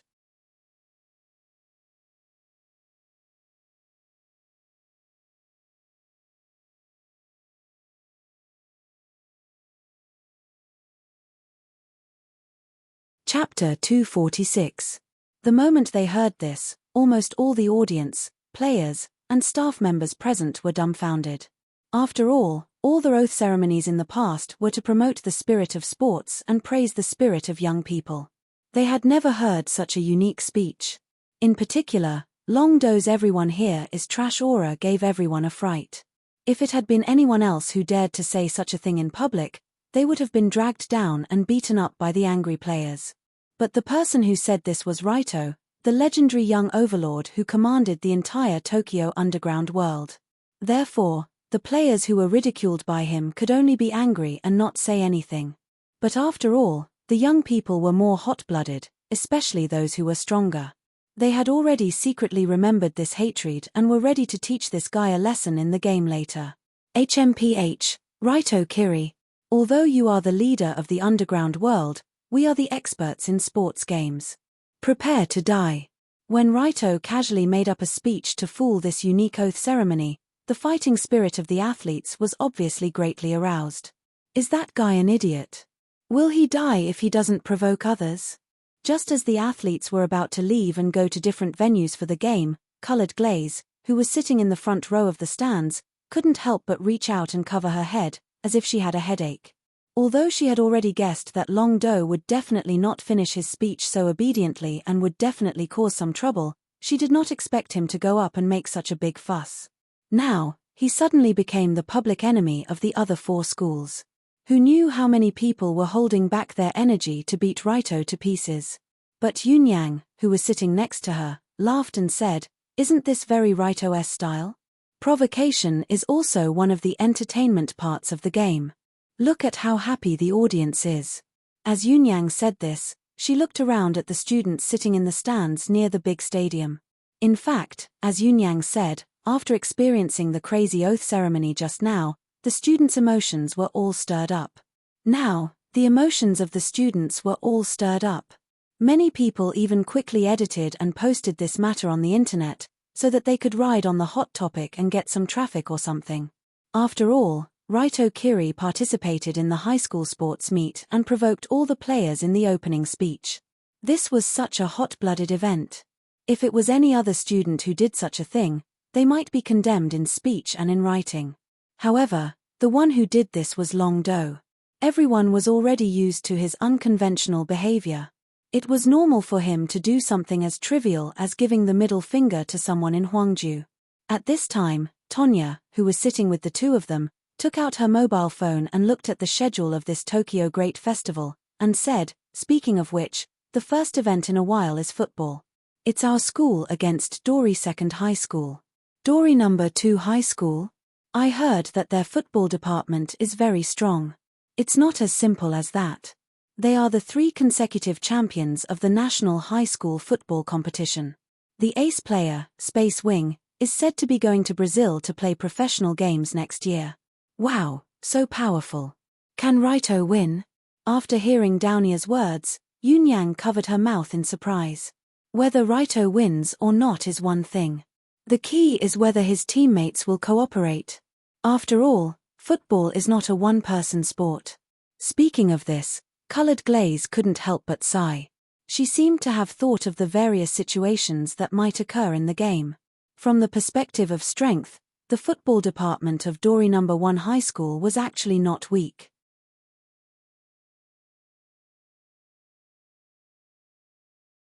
They were often at the level of the top 4 to the top 8 in the national competition.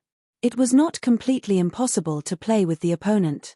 But the problem was that Long Do, with the full support of the principal, had forcefully cut the line and squeezed out the position of the other team's main midfielder. This matter must have offended a lot of people in the football department. Therefore, in the game later, those guys were likely to make things difficult for Raito. It would not be surprising if they deliberately lost the game. In fact, just as Colored Glaze thought, it was impossible for the group of football department members to not be angry. At this time, in the players' lounge, the other 10 members and coaches who were ready to play were gathered in a group for the final pre-game mobilization. Raito was nowhere to be seen. No one knew where he ran off to. Damn it, the game is about to start and that guy still hasn't shown up.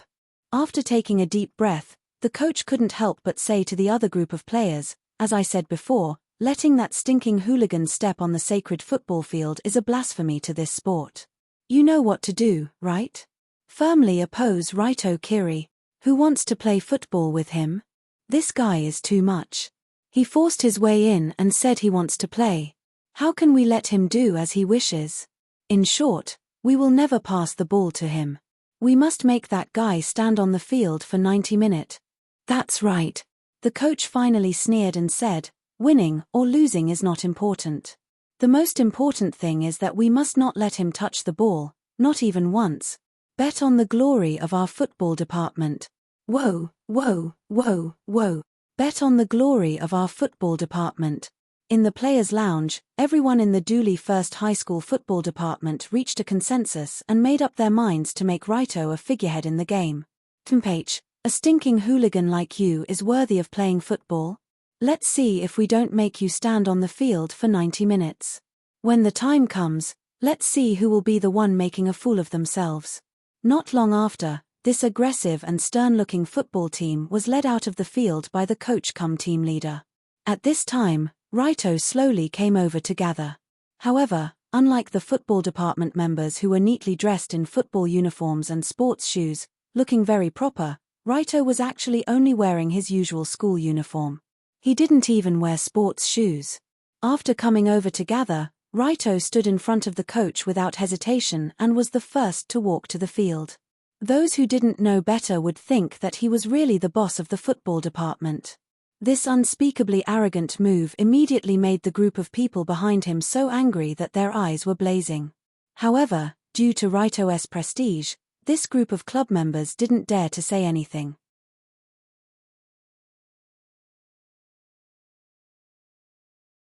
They could only secretly curse this stinking hooligan to die a horrible death. This ridiculous guy actually wore normal shoes to play football. But forget it, he can't touch the ball anyway. He'll just be a good clown on the field. When they thought that Raito would become the funniest clown on the field, the coach and the other team members couldn't help but laugh. That's right. Just before they were about to enter the field, Raito suddenly turned his head to look at them, giving everyone a fright. Before we start, let me remind you that my way of playing football will be a bit rough. I hope you can forgive me. Way of playing football? A bit rough. What is this guy talking about? Does he really think that he has a chance to play football? Hearing this, the coach could only smile dryly and said, Yes, you can play however you like. Is this okay? Oh, that's very generous. Then I won't hold back. Suddenly, the corner of Raito's mouth raised. He then took the lead to walk out of the players' tunnel and came to the field covered in green. Oh. It's Raito-kun. He's out. Huh. Why is Raito-kun wearing different clothes? This is probably a crane in a flock of chickens.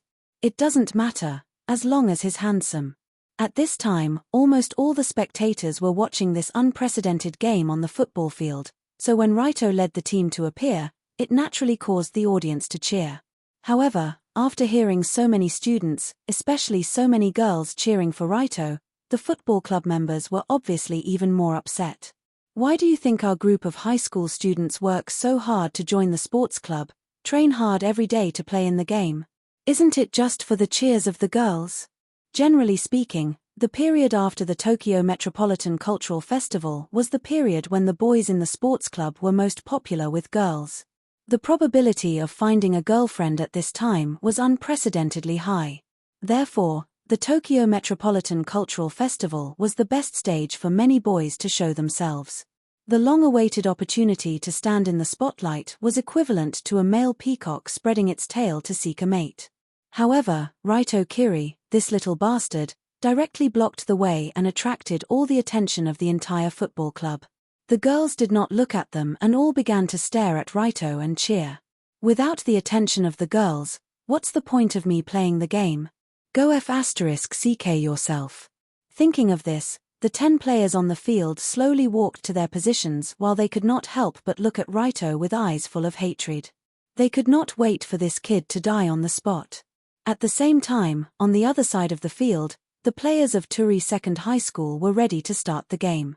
The referee also put the whistle in his mouth to announce the start of the game.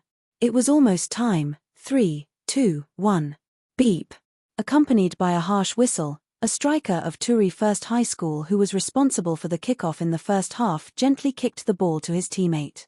Raito is the midfielder, so I will pass the ball to the left and right sides. Anyway, as long as it bypasses him, wait. Be careful. Just as the striker who got the ball was about to pass the ball to the wing, there was suddenly an anxious roar from behind. Be careful? Be careful of what? There is a big gap on the opposite side. Before the forward who stopped the ball could react, a figure flashed from behind like lightning and came to the front of the forward. Immediately afterward, the ball that was stopped at his feet suddenly disappeared out of thin air, and with a strong wind sound, it rushed directly from the midfield to the opponent's goal with lightning speed. Whoosh! Almost in the next second, the ball that had just rolled half a meter in the center circle had turned into a meteor falling from the sky.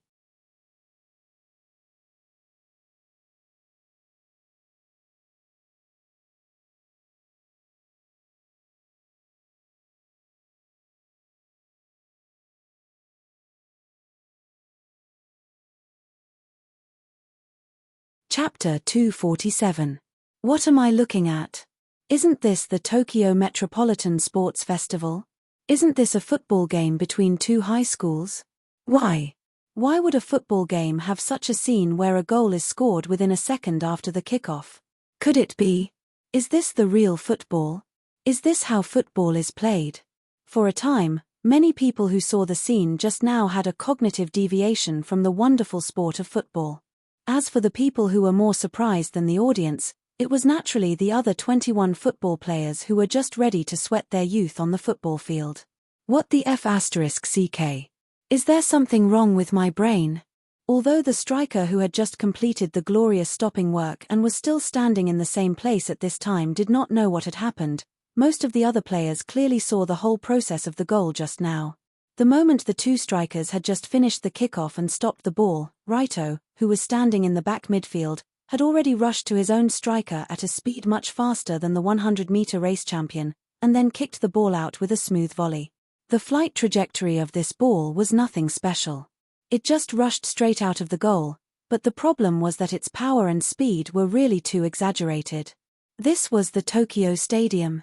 The football field inside was naturally the international standard 68-meter x 105-meter field. The distance from the center circle to the goal frame was more than 50 meters. From more than 50 meters away, a shot from the center circle into the goal frame, and even the goalkeeper could not react. What kind of concept was this? In fact, if you have this ability, you can just go to the World Cup and get the Golden Boot. Why come to a high school level football game to bully children? If it were not for the fact that no one dared to speak to Raito like this, it was estimated that many people would have said that to him. Beast, it was really too much of a beast. It was simply not something that a human being could do. Poof. Beep. Perhaps it was because the scene was too horrifying. The referee was stunned for a few seconds before he reacted and blew the whistle on his neck. The first time he blew it the wrong way, making a sound similar to a fart. Go in. There's a goal near the capital. It's effective. 1-0. At this time, the host in charge of the commentary was so frightened that he changed from a broadcasting major to a stuttering major. He explained with a stuttering ventriloquism that would make his broadcasting teacher so angry that he would bang his head against the wall. But even so, no one cared about the host's little problem because everyone was stunned by Raito's earth-shattering kick. No. Impossible. It must be luck. How could a high school student kick such a ball? Just as the players of Dori No. 2 High School quickly calmed down and prepared to kick off, something even more terrifying happened. The moment the two players kicked the ball out, Raito's figure once again rushed out like lightning. He actually snatched the ball away from them. His speed was so fast that no one could react in time. Then, he lifted his leg and shot at the goal. The ball once again rushed towards the goal with the momentum of a meteor chasing the moon. He saw it. But because the goalkeeper was prepared this time, the burly goalkeeper also rushed towards the ball without any regard for his own safety. Then, he was shot into the goal along with the ball. That's right, it was not an exaggeration at all. It was the truth. When the goalkeeper barely caught the ball with both hands, the terrifying force of the ball directly pushed his body back. He and the ball hit the net together. Immediately, it became a 2-0 situation. What? How could this be played? How could this game be played? The goalkeeper hugged the ball and was shot into the net.